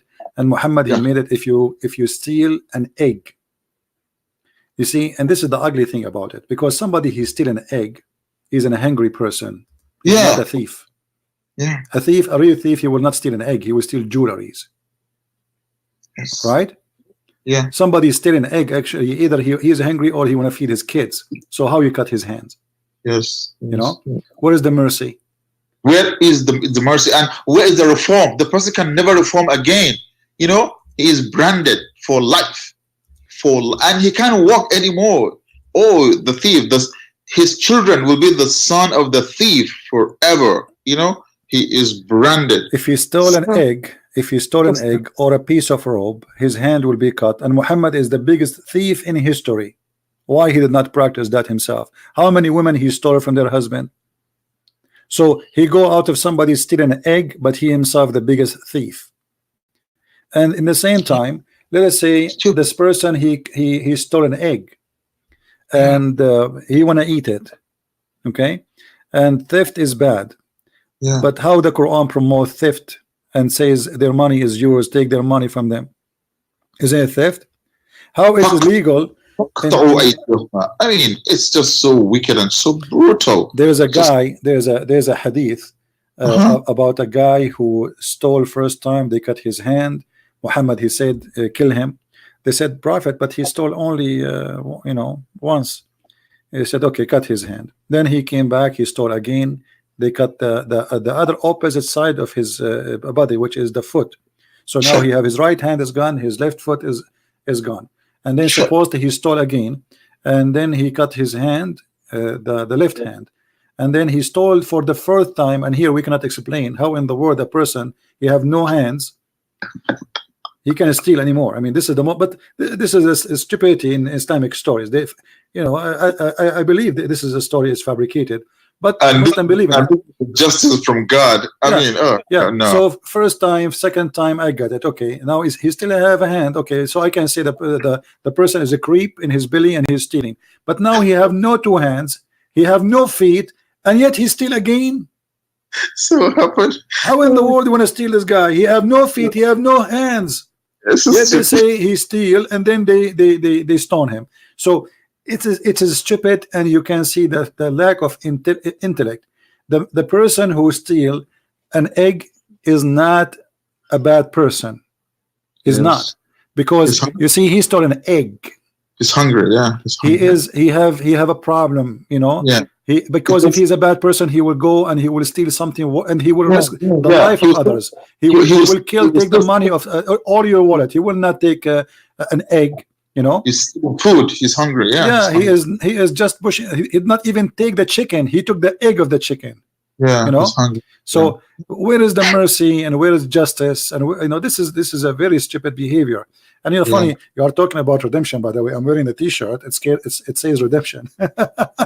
And you know, not only you see the God is God of intellect and intelligence. Like you see, when we see a Muslim in the chat, he is quoting for me from the book of Psalm, and he says that God he hated. This is a lie translation, my friend. You are a fabricator. Anybody can go and read Psalm 5:5, and you will see how you are a liar. It is bullshit. Actually, let us not use bad word, please. And here you will see even you, the one who quotes Psalm 5:5, you see that chapter is speaking about the fool, and obviously you are fooling yourself by lying to yourself, because anyone can go right now and read the chapter, and everybody will see that you are lying. So Islam is the defense of Islam is based on lies. We cannot find a Muslim he can defend Islam by saying the truth. Like they say to you, how you believe in the Trinity? Okay, what is the problem with the Trinity? They say how God can be, my friend. How God cannot be? He is God. You see, CP. You know, my answer always is okay. By their fruit you shall know them. Okay, just look at the result of Muslim countries, which is disaster. You know, forget about Trinity. Forget about all those. You know, all those Trinity. No, I don't care about Trinity. What is the result? You know. If your lack of Trinity gave you destruction, you destroy your country. Syria, they say it will take 500 years to build back Syria. You know, so they will never build it because they destroy the history of Syria, which is not the history of the Arab, the history of the Aramaic. Of that country, and you are still talking about Trinity. It's just it's madness. It's stupidity. You know, I can't even understand why people will even listen to them. Okay, Trinity gave us America, gave us all these beautiful countries. Everybody wants to come to these countries. Yeah. My friend, until now I do not know your name. Better. What I shall call you. You do not need to say your name. What I shall call you. Okay. What name I shall call you? Ahmed, Muhammad, Ali. I don't know what's your name. My name is Mahmoud. Yeah. Okay, no problem. Mahmoud. Listen. When a Muslim he says how God can be, and don't you see here the hypocrisy? And I will explain to you. Yes. You know, if you go in the Quran, let us go to the Quran right now, me and you. And if we go in the Quran, we will find that Muslims, the Quran itself, using a logic saying, how Allah can have a son and he don't have a girlfriend? Yeah. But do you know what this is mean? That's mean Allah cannot be God, because Allah is saying to us, he cannot be a person who can have a son unless he have a sex with a woman. Oh, right? I understand what you're saying. Right. Yeah. So if Allah cannot have a son unless he have a girlfriend, that's mean Allah is like me. I cannot have a son too unless I have a girlfriend or a wife. So, okay, what you're saying is, if you're God, you should be able to make son without anything. Yeah.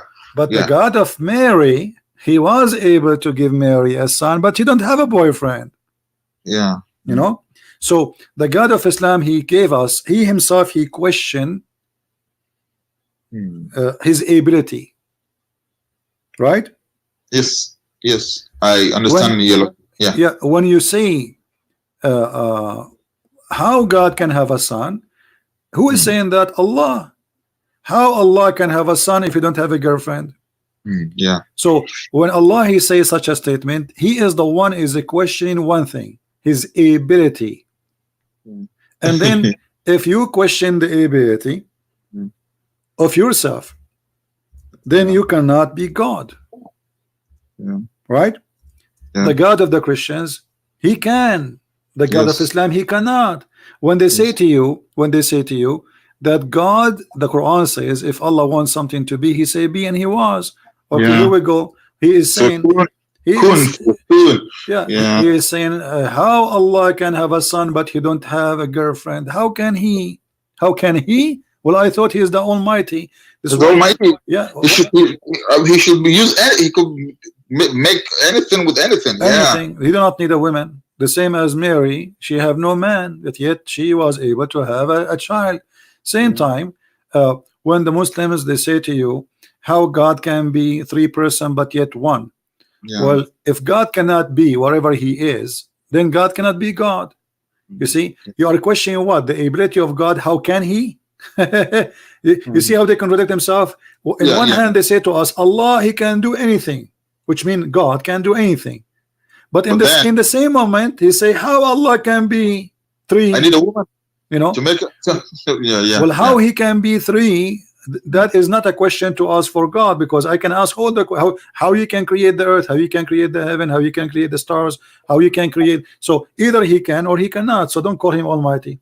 So the logic of Islam prove Allah to be not Almighty God, not only because of a wrong understanding of science, history. He can't even pronounce name correctly. Muhammad, you see, like if you go to the chapter of Al-An'am, Al-Imran, I mean, who is Imran? There's nobody. His name is Imran. And he claimed that Mary, her father, is Imran. But the fact, Mary, this is the father of Moses, and this is why later Muhammad he called her, and the Quran called Mary the sister of Aaron. Why? Because Aaron and Moses, they have a sister. Her name is Maryam. So even historical mistakes, even science mistakes, even creation mistakes, endless mistakes. In the top of that logic. So you mean that Al Imran doesn't really exist? There's nobody. His name is Imran. Who's Imran? You go to the Old Testament, you will see there's Amram, not Imran. Imram. So he got the name wrong because he do not know what how the Jews are saying it. So he copy, and he copy, and actually like I'm trying to find some document to see that Maryam, the sister of Aaron, the sister of Aaron. He said that she have a son whose name is Isa, and most likely that this is coming from where that Mary, this woman, she have a son, his name is Isa. So he's confused. Really? Again? Between Jesus the Christ, the son of Mary, which have nothing to do with his family, even not from the tribe of Mary, the mother of Jesus, is not even from the tribe of Moses. But look, this is the chapter of Imran. If you ask any Muslim, they will say to you, this is the family of Imran, this is the family of Moses, this is the family of Isa, and Mary and Zechariah. But those, what Zechariah and what are you talking about? What those have to do together? They have nothing to share together. They are totally different tribe. Totally different. Wow. They are totally different tribe. So the God of Islam, how he can be Almighty, it's mission impossible, because simply he is ignorant in history, he is ignorant in science, he is ignorant even in language. Ask any Muslim, what this mean? Alif Lam Mim. Any Muslim can tell me what Alif Lam Mim mean? Yeah, no, I think they said they are secret letters. No, nobody knows that. Okay, well, I'm going to make a secret letters right now. FOA. Here we go. I have a miracle. What does that mean? What Alif Lam mean? Muhammad, he was trying to copy. He's copying it from a book. You see, when Muhammad when Waraqa ibn Nawfal he died. Muhammad he tried to commit suicide. I'm not sure if you know about that. You said when Waraqa he died, Muhammad he tried to commit suicide many times. But why? It says it clearly here, and I will show you in the front of your eyes. When Waraqa he died, the inspiration and the wahi stopped. No, wait. From where did you get this? The Sahih Bukhari. You know, so it says here. Can you show me, please? Yeah, I'm opening the hadith here in front of me. It says here. Okay. But after a few days, Waraqa died, and the divine inspiration was also paused for a while. And Allah and the Prophet of Allah, pray on him and salute him, become so sad. So we have heard that he intended several times to throw himself from the top of the high mountains. To throw himself from the, oh my goodness. And every time he went there, the angel, he appeared to him and he says, don't do it. You are truly a prophet of Allah. But why he did that? Look, what is the relationship between Muhammad trying to commit suicide and the death of Waraqa? Anybody can tell me? It says it clearly there, not me. The divine inspiration was also paused. Wow. Because this is where Muhammad was receiving his Quran. So now he's in trouble. Where he will get this Quran from? Either he have to make one, or he have to copy. And Waraqa, he died. But look, if we go back a little bit, you will see that Waraqa, and this is the Muslim introduction for him, it says he became Nasara, not Christian. Nasara became a Christian and used to write an Arabic writing, and he used to write of the gospel in Arabic. This is the Quran. Bin Qusay. So wait, you know what? Yeah. You know what? So why? Okay, when you listen to many Muslim preachers, they say Muhammad had never had contact with any Christian. So if Waraqa is Christian, then that means no, the Muslims agree that Khadija, she was Nasara, and Waraqa was Nasara, and I believe Waraqa is no. Wait, you said in Islamic history Khadija was Nasara? Yeah. I've never seen that. Yeah, Nasara, yeah, but Nasara is not really Christian. No, this is the ignorance of Islam. They think Nasara is a Christian. Nasara is a cult like Jehovah's Witnesses, you know. Okay. And this is why Muhammad, he getting all those ideas, you know, wrong ideas, because he did not meet really Christians around him. He is under the influence of his father, which is Waraq ibn Nawfal. You know, he was sleeping with his mother before he came to existence. And this is why if you have my book, you will find that the sister of Waraqa, she offered the father of Muhammad 100 camel when he was in his way to sleep with the mother of Muhammad. And when he said, no, I have to go first to this woman, and then I will go back to you. And then when he came back after he finished sleeping with her, she told him, I do not need you no more. So obviously Muhammad's father, according to their history, he was a jagalo who sleep around for money. And at the same time, you ask yourself, why everything in Islam about Muhammad is Waraqa there? When Muhammad, he was lost his way, the one who found him, he was a child, he was with Waraqa. The one who endure him as a prophet, it was Waraqa. The one who Muhammad tried to commit suicide after his death is Waraqa. I mean, who is the one, you or me, we will willing to commit suicide for his death? I mean, how much we are attached to this person. You know what I mean? Yeah. Wow, this is not normal unless there is a special relationship between him and Muhammad. And you will notice here in the story that when he saw the angel Khadija, she was married to Khadija herself. She is a relative to Waraqa. And here we go. It says Waraqa ibn Nawfal ibn Asad ibn Abdul Uzza ibn Qusay. Waraqa was the son of the paternal uncle, i.e. her father, which means to Khadija. So this is a family, you know. This guy is the Khadija, his like she is his niece, and Muhammad is his son, and he is the one who is trying to create a new Christian cult in the Arabian Peninsula. Islam is not meant to be a new religion, as it is a new cult. And then Muhammad, when Waraqa, he left him alone, so he started going left and right, and he started accepting ideas, some from the Jews, some from the Christians, some from the pagan Arab, and all of this made the new cult. It's called Islam. Now we go back to zero, my friend. Why you don't accept Jesus as your Lord and Savior? Yeah, I think I think Christianity is the truth. Yeah. So do you accept, I invite you, do you accept the Messiah as your savior and your only savior to go to heaven? Yeah, I do. I do. Hallelujah. I'm really happy for you, my friend. I do. You know, it's difficult. You know, because we're brought up so arrogant. So we just don't want to give. We just think we are much better than everybody. But you know, when you just look at it, you just know it's bullshit. Let us not use a bad language, my friend. Remember, now you are a Christian. Refrain from any bad language. And as long as you accept the Messiah, I'm asking you, do you accept that the Father, the Son, the Holy Spirit is one God? Yes. Do you accept that the Messiah, he died in the cross? I do. Do you accept that he was resurrected? Okay. I do. I invite you, my friend, to give yourself and your soul to the Messiah so he can receive you right now as we speak in his kingdom. The Bible says a happiness will be in the kingdom of God, of the Lord, of the Father, for one soul is saved. And today it's your day. Today, my friend, your name is written in the book of life. The Messiah, he said, whoever believe in me and die, he will live. So today you receive the eternal life by his name, and we pray for you to be guided, to be truthful, to be useful for all people around you, including the Muslims, and never hate the Muslims. Remember, we are not here to hate the Muslims. We will never hate them. And you just said one of the things you love about Jesus, he said, love your enemy, right?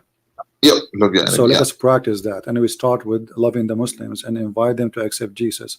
We don't love evil, but we love people, even if they are sinners. This is why Jesus says, I came for the sinner. And this makes sense. The doctor, he come for the sick. He don't come for the healthy. Right? So when people, they are saying to him, we are talking to those sinners, and this is the idea of the Jews, who they are so proud. You talk to those sinners. He said, I came for the sinner. So being a person who speak to the sinners, inviting them, showing them, guiding them, is the way, and it is the truth. But in Islam is the opposite. The Quran says, are you going to guide the one who Allah misguide? And this is very funny, because if Allah will not guide the one who misguide, he will guide who? The one is guided. Which is, even the logic of this cult is weird, and it is beyond intelligence. So my friend, I'm so happy for you. Anything you want to say for those people who are listening?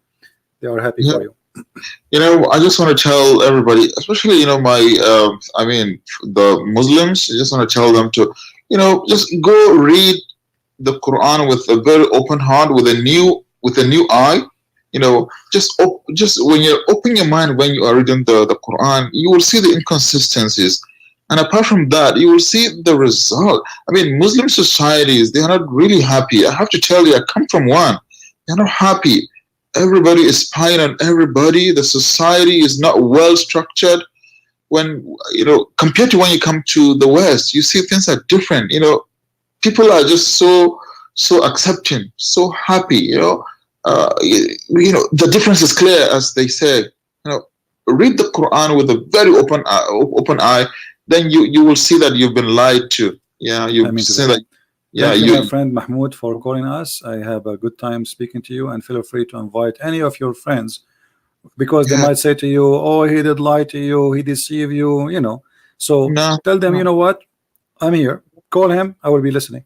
All right, so thank you for calling. I have to let you go, and I pray that the Lord will be with you, and I'm so grateful. Thank you. And don't forget, somebody from the Christian here in the chat is saying, don't forget to confess your sin.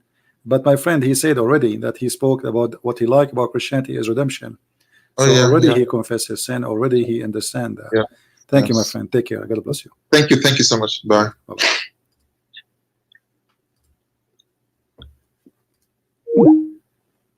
Do we have any Muslim want to fix what happened?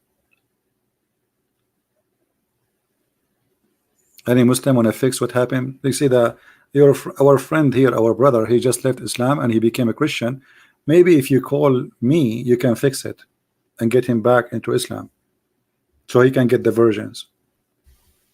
This guy, he gave up the versions and the couches and the pillow which Allah will give him in heaven. Any Muslim would like to call me? A person, his name.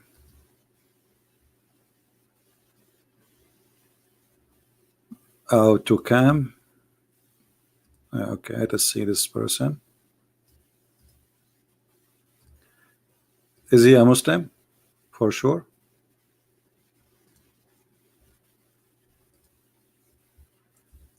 Let us see.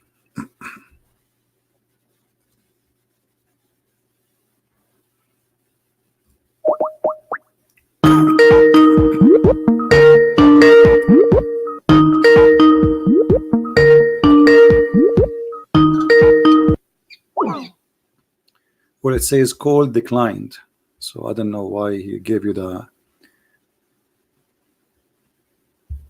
the call declined.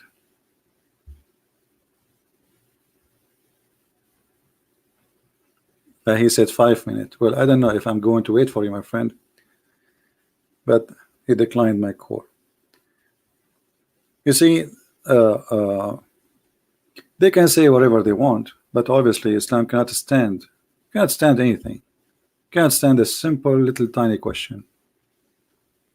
Prince would debate a person in Arabic. Well, no problem, we can debate in Arabic, but you have to translate. You see, because all my audience, they are people who speak English. So if you want to call me and you are willing to translate every sentence you say to me twice, one in Arabic, one in English, I have no problem. Is that fair, guys? Because people here, they have the right to understand what we are saying.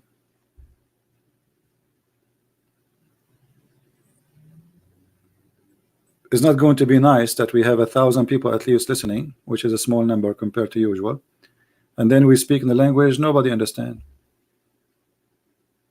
But if you are willing to translate every statement you say to me twice, go ahead, be my guest. I will be happy to have you.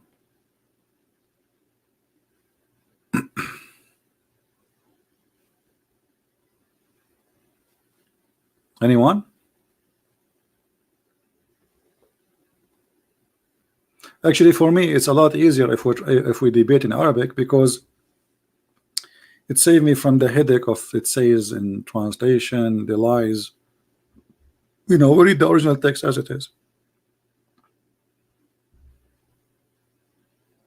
Who there? Anyone? There's one, he said he will call me after 5 minutes, but I'm losing my voice.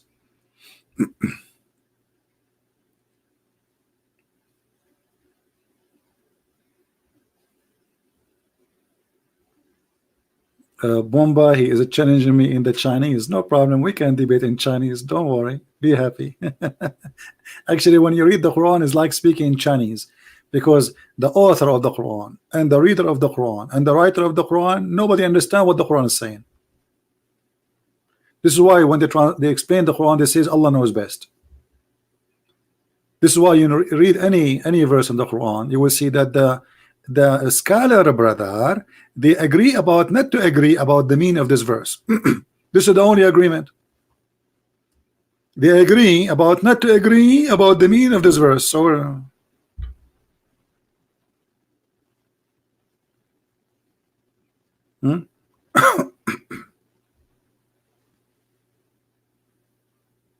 this is the only agreement.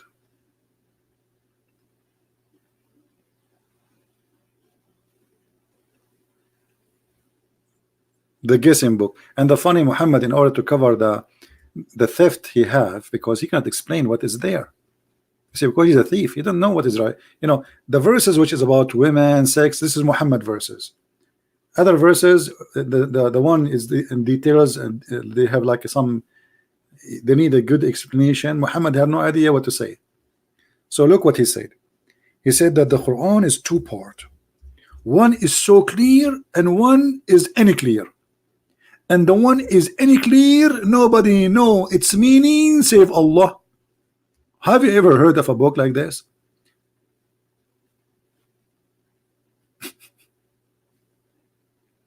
And searching its hiding meaning except Allah. Nobody knows their hiding meaning save Allah.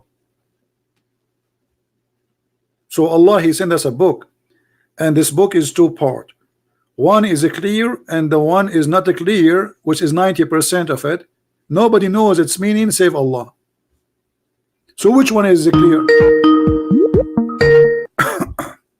Hello?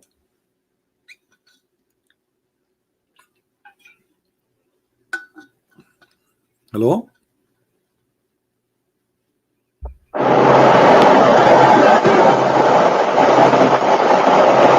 Hello? Hello? Yes, we hear you. Go ahead. Assalamu alaikum. Okay. Take a hike.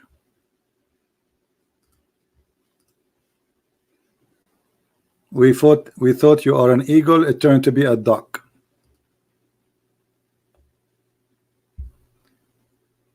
Quack quack.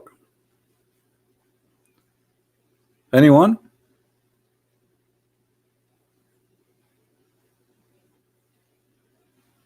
This is religion and this is God.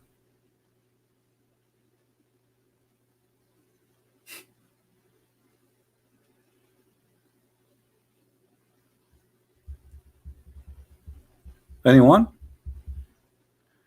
All right. Well, I'm happy today that our time was not wasted. We have a brother who accepted the Messiah from Sudan, and we showed him that Shia or Sunni, both they believe in racism. Islam is a racist cult, false in every way. The reasons of belief is false in Islam.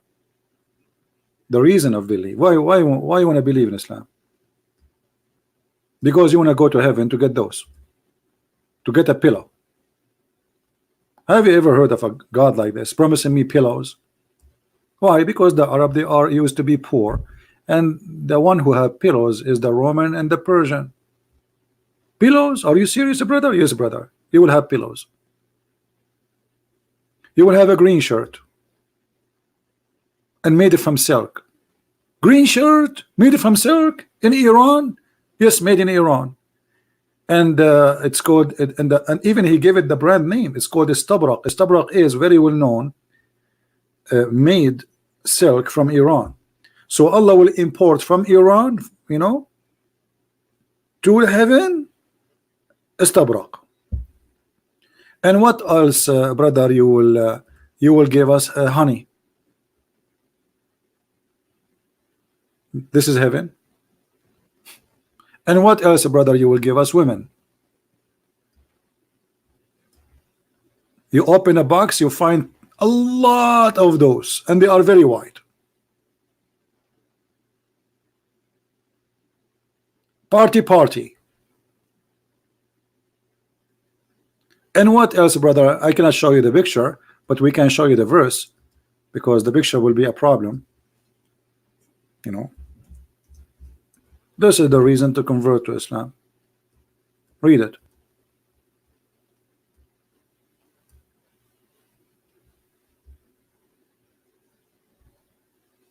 This is the reason why you are lying to us. All those articles, none of them he gave us the real reasons. The Quran mentioned the reasons, because the promise of Allah is the reason to believe in what? In Allah promise.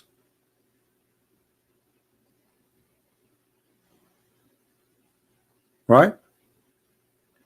The guy, he says Jesus, he promised a throne to his disciple. Why not a chair? You see, this is because you are a silly person and you are trying to make fun of a very very high statement of the Messiah. Nothing in the heaven of God, in our God, is literally physical. This is why he said he and she, they will not get married. They will be the same as angels. So angels don't have physical needs. No sex, no food, no treasure, because the treasure is to be with God. So because you are silly and you don't want to understand, you try to make something out of something, but we laugh at you. Here we are speaking about something real. When Jesus, he speak about anything in heaven, like when Jesus said, the one who drink my water, he will never be thirsty. Is he talking about drinking water? Why? Jesus was used to carry a cup of water, go around. So either you are being silly and you know that he meant spiritual meaning, or you know you are trying to hide it and you are a liar. So which one are you, the silly or the liar? Choose one. Both of them, they fit for you maybe. But here we see a God, he's a promising us women with big breasts, and people, they will be drinking non-stop and they hit cheers. And not only that, in this heaven you will have an open buffet, have only grape and chicken meat or bird meat.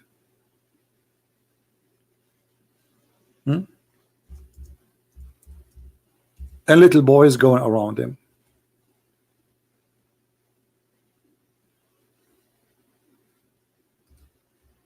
This is your heaven.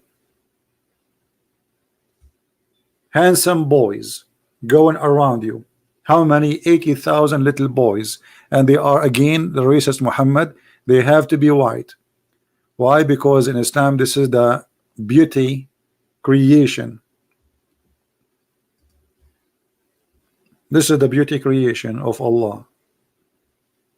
This is heaven, right?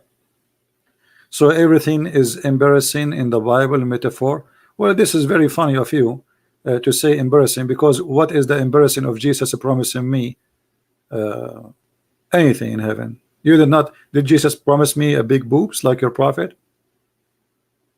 I have to put you in the block again because you are just an idiot. It's embarrassing that you think it's embarrassing. This is what is embarrassing. That's when you are immature.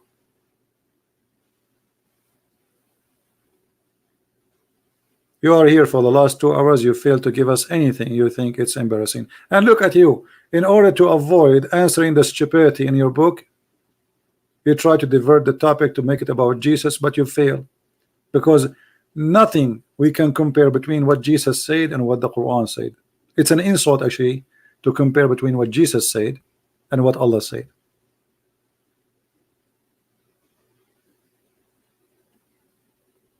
Can you show me where Jesus he promised us women with big breasts, or women they have a private partner but you touch in heaven? I'm just trying to be polite, not to say what exactly it says, because the Quran doesn't say really they are not being touched.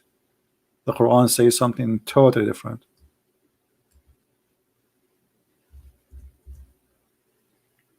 I'm not going to read it. I will show you. All right.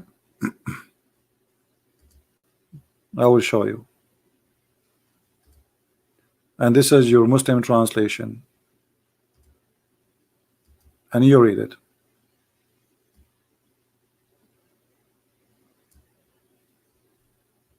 Do you see it? Is that a metaphorical? No. You will be sitting in your couches. You will have 2 springs of water flowing. I don't know why 2.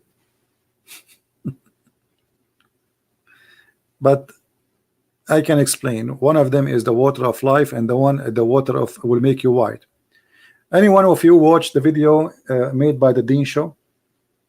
Anyone remember it? It's called The Description of Paradise. The Sheikh in the video in the Dean Show, he says to you, before you enter paradise, there's 2 angels. They will give you a drink, 2 drink, and one of them will make you young in the age of Jesus, and the other one will make you white and beautiful like Prophet Joseph.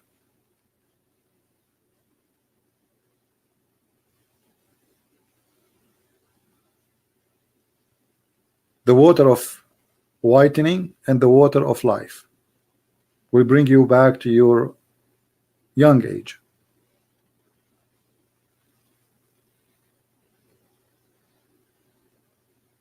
Here we see those water, and here you see Muhammad, because he is just making a statement, Arabic music. He said things which is stupid. Did you notice that Allah will give every Muslim to heaven? Did you notice that?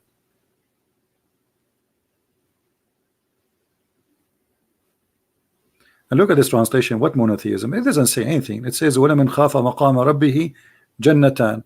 All of this translation is very weird, man. What? Let us go to someone, another idiot. Look how became small now. What happened?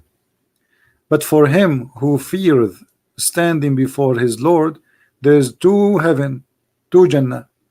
Two Jannah. I thought, how many Jannah we have? But the reason Muhammad he made them two, anyone knows why? He's making rap. He have to end the end of the letter with the letter A-N.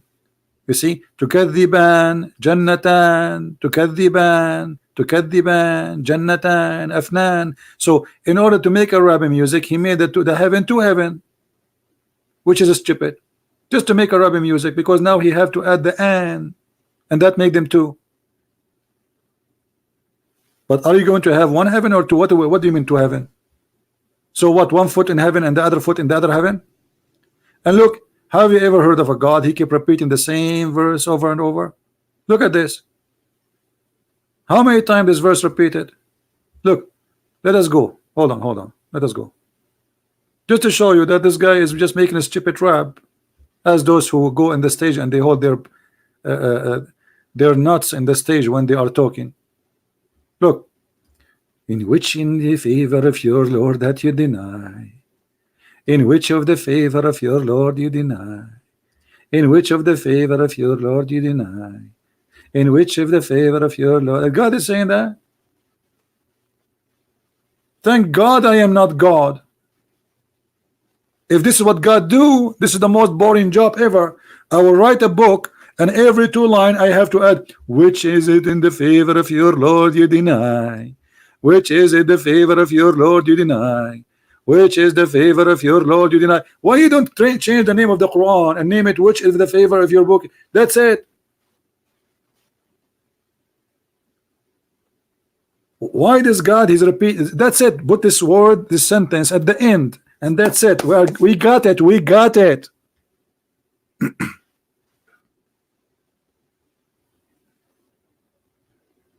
And look at this. Look at this one. And for him the ships who they are in the sea. Are you sure? Are you sure that the ships in the sea are for Allah?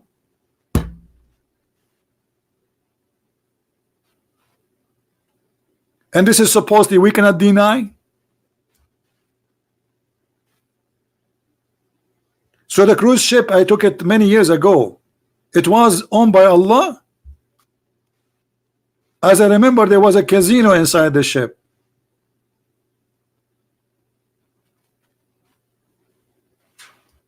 This is nothing but a spam. If somebody come to your chat, he keep posting this, you will block him.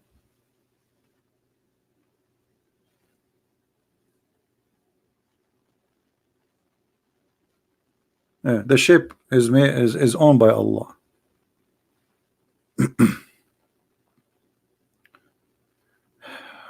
And here, by the way, this is the video the Muslim they made about the two seas who didn't, you know, they never transgress. This is another stupid mistake in the Quran, because Allah he teach supposedly, or Aka Muhammad, that the fresh water and the salty water never met. Everything is owned by Allah. It's talk is cheap. As long everything is owned by Allah. What about Allah? He dumped a lot of food in the Sudan, in the people in Sudan and Somalia. Why Allah don't dump a lot of food on the Palestinians who supposedly they are getting donation from the United Nations? Where is everything is owned by Allah? Why you are waiting for the donation of the American? Why Egypt and Jordan and Sudan and all Islamic countries, they live by the assistance of USA, including Pakistan? Your rice, your bread, is your oil, cooking oil is paid by USA. Where is Allah food? Will I ask my God? We say every day, we say when we pray, we say our Father out of heaven, and He give us. You Muslims, your God is not giving you. Even when you want to have security, you come to our land. You don't stay in your land. The most amazing thing is a gift from God is to have security. Do you have security? You have no security. You have no justice. What is left in Islamic countries?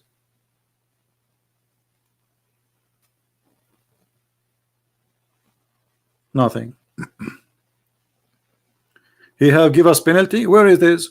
Number one thing he did not give you is a brain. Can you give me? Okay, Mr. Muhammad, it's a challenge for you to call me right now and give me one thing Allah he gave you can confirm, not just a statement. Is that fair, guys? Do you think Mr. Muhammad can call me right now and show us anything with a proof, not a statement? Because I can say even the brain you have, I give it to you if you have a brain. Talk is a cheap.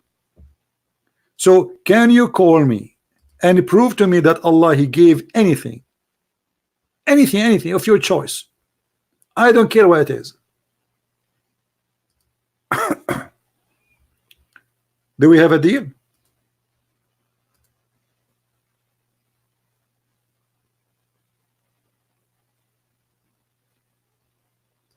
What do you think?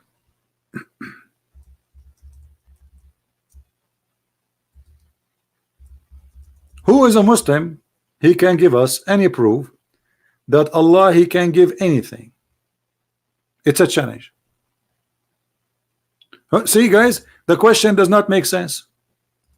A second ago you were saying to me Allah he gave us everything, and now the question does not make any sense. You just said Allah he gave us everything. Can you prove to me he gave you anything? Anything, just prove it to me. Because anyone can say the same. Do you have a proof? As an example, do you see the verse by mistake we stop in it? How Allah he says such a stupid verse? That the salty water and the fresh water they never mix. Is that your God is talking? If he is the one who made the two water, first how he consider the fresh water sea? Your God do not know the difference between the sea and the fresh water?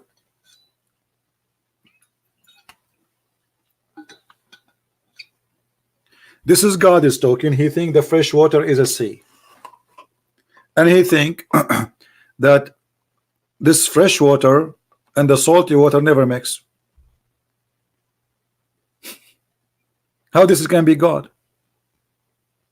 You see, if I ask you as an example now, who is the one who gave us the two seas? You will say Allah. Can you name them for me?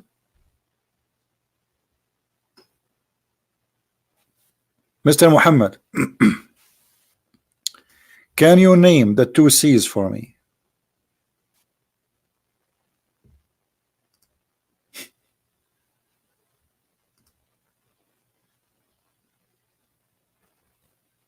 Can you? Text me. Text me and let us see how good you are. Here we go. Allah he called, he gave you two seas. What is the name of the two seas? I mean, this is a simple question. You can open any interpretation.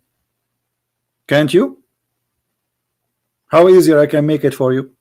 So either the statement here is a stupid, or this is a smart statement, and Allah must be God then. What do you say?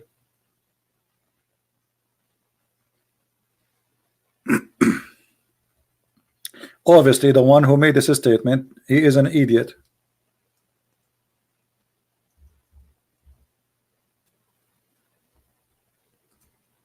Let us call Muhammad Qasim. He is shy to call me. I will call him.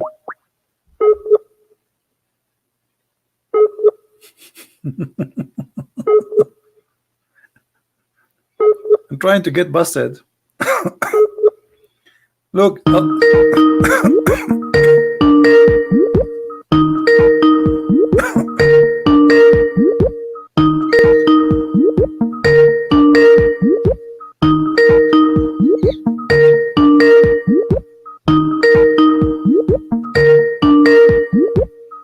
He's not answering.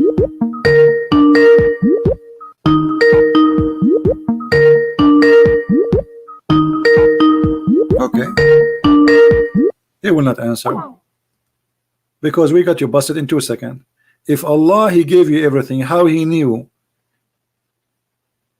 such a stupid information that there is two seas, one of them is a fresh water and then one of them is a salty water, and they never transgress against each other. So the God of Islam teach that the fresh water is separated and it is a sea, and the salty water is separated and it is a sea, and separated by what? By barzakh. What is barzakh? A dry land. Here we go. The Arabic is so clear. I know that the Muslim, they make videos saying the water here going in the sea, they have two different colors. They're stupid stories. The Quran doesn't say that. The Quran says there's between them barzakh, which is a barrier, which is a piece of a dry land. So that made the one who made the Quran, the author of the Quran, believe that the earth contained two seas. One is a fresh water and one is salty water, and Allah made them never met. لا يبغيان.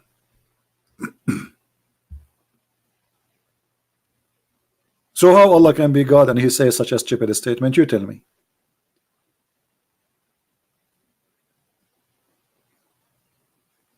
Any Muhammadan?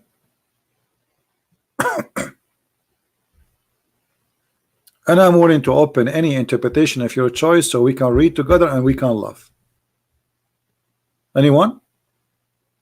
So you see Muhammad Qasim now is searching Google, by the way. You know what he's doing now? He's searching Prophet Google. Oh boy. He's asking me for this verse now, what I will say to him.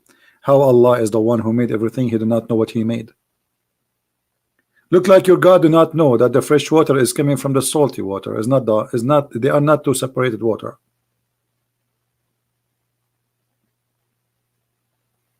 The water of the ocean become a cloud. It's not we have an ocean, we have two seas. Since when the fresh water is a sea? Where we can find that sea?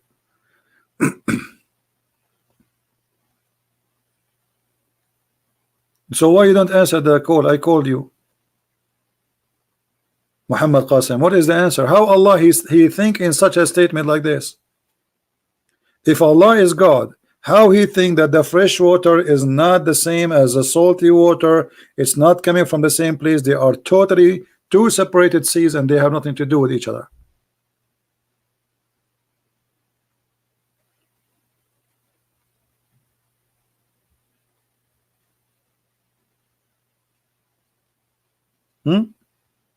Answer. Anyone have an answer?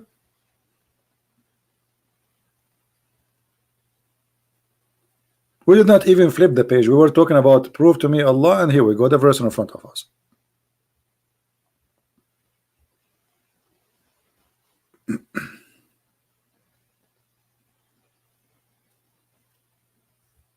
Right?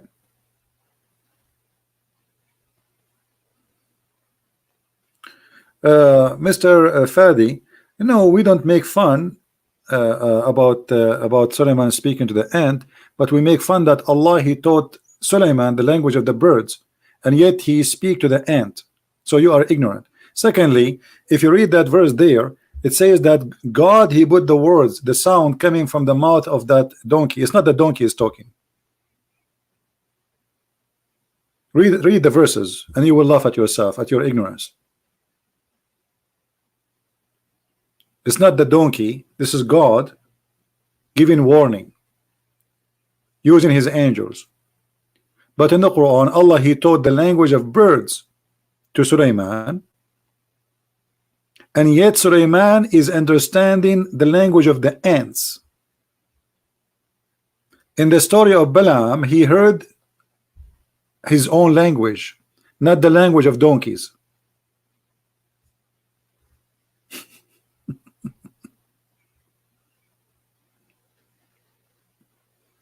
Do you have something better? Imagine I say to you, I teach you English, and then I speak to you in German, you understand. That's what the Quran is saying. Allah he taught Sulaiman the language of birds. Let us go to the Quran. Maybe you don't like the idea, no problem, here we go. Just to show you what is silly about it.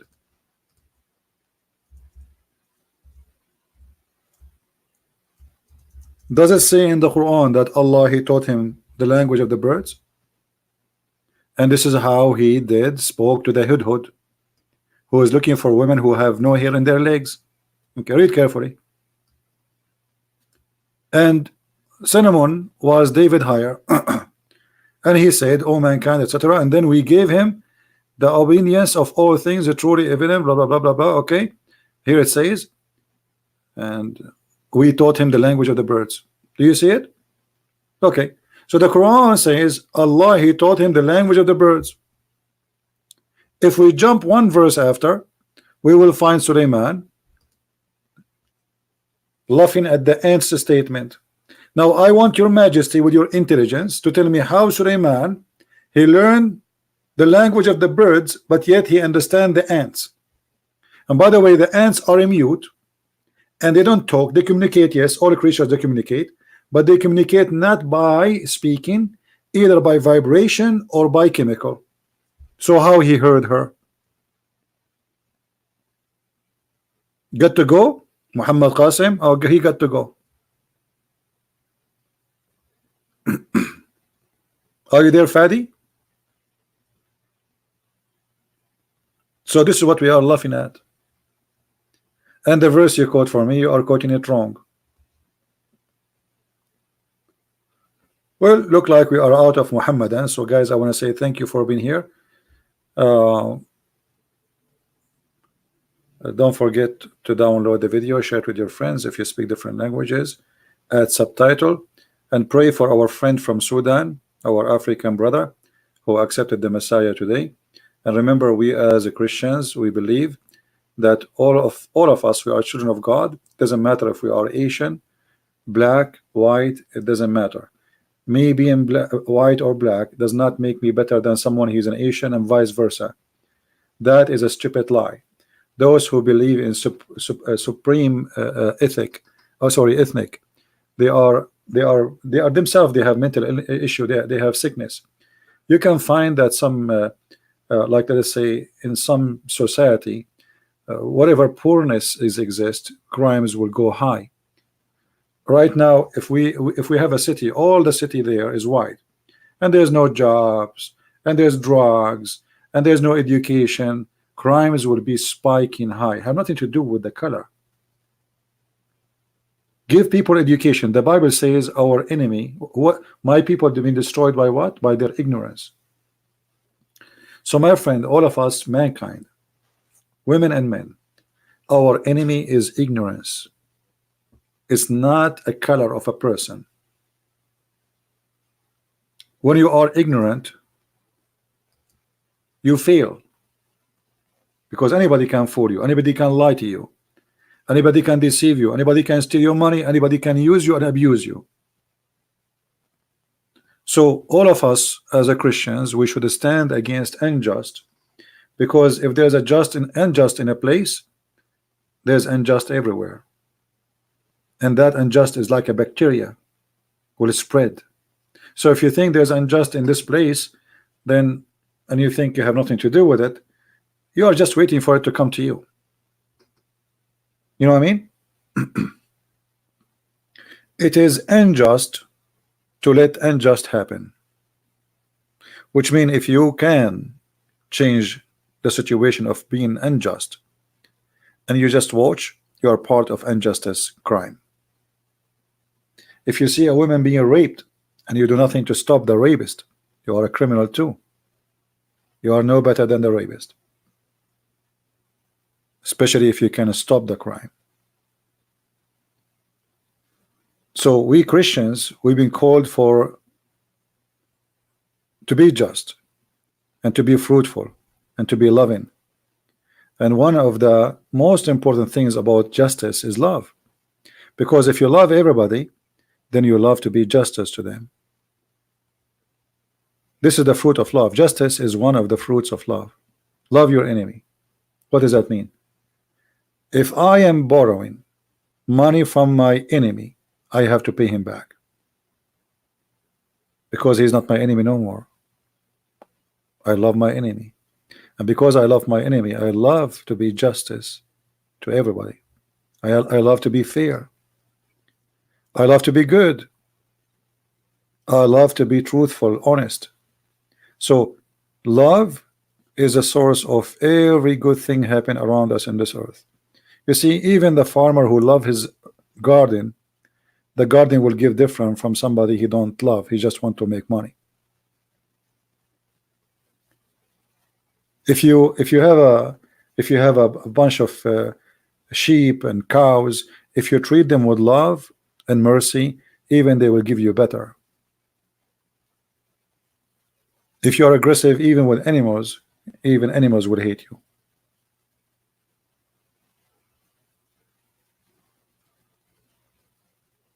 And this is why Muhammad, he cannot be a person to follow. He ordered to kill dogs, and dogs are very, unique creatures. They are best of friends for a human being. Now, there's bad dogs, but there's bad human, right? There's bad dogs, but there's bad human. There's bad human who do way worse than what dogs can do. But there's millions of dogs who they are very good dogs.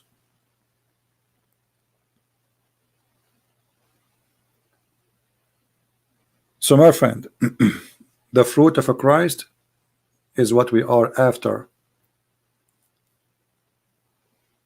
And the fruit of a Christ will lead us into his heaven.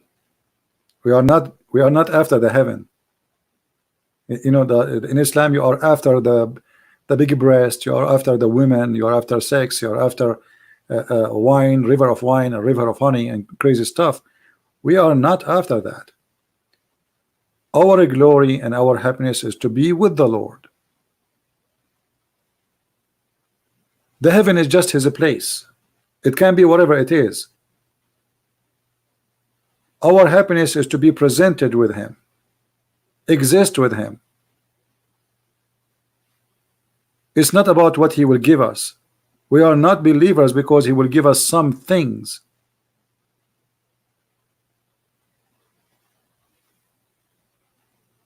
We are not immature people. You see, immaturity starts from this: what you will give me, not who you are. So if there's two people in front of you, one he says to you, I will give you a car, the other one he says to you, I will give you a villa. You choose the one who will give you a villa. But maybe the one who will give you the villa is the devil. But you choose the villa. We are looking forward to be with our Lord, who is holy. His holiness is what attracting us to him, is what making us obey him, is what making us following him. It is not money he will give. He will give us no money. He said that clearly. No money, no sex.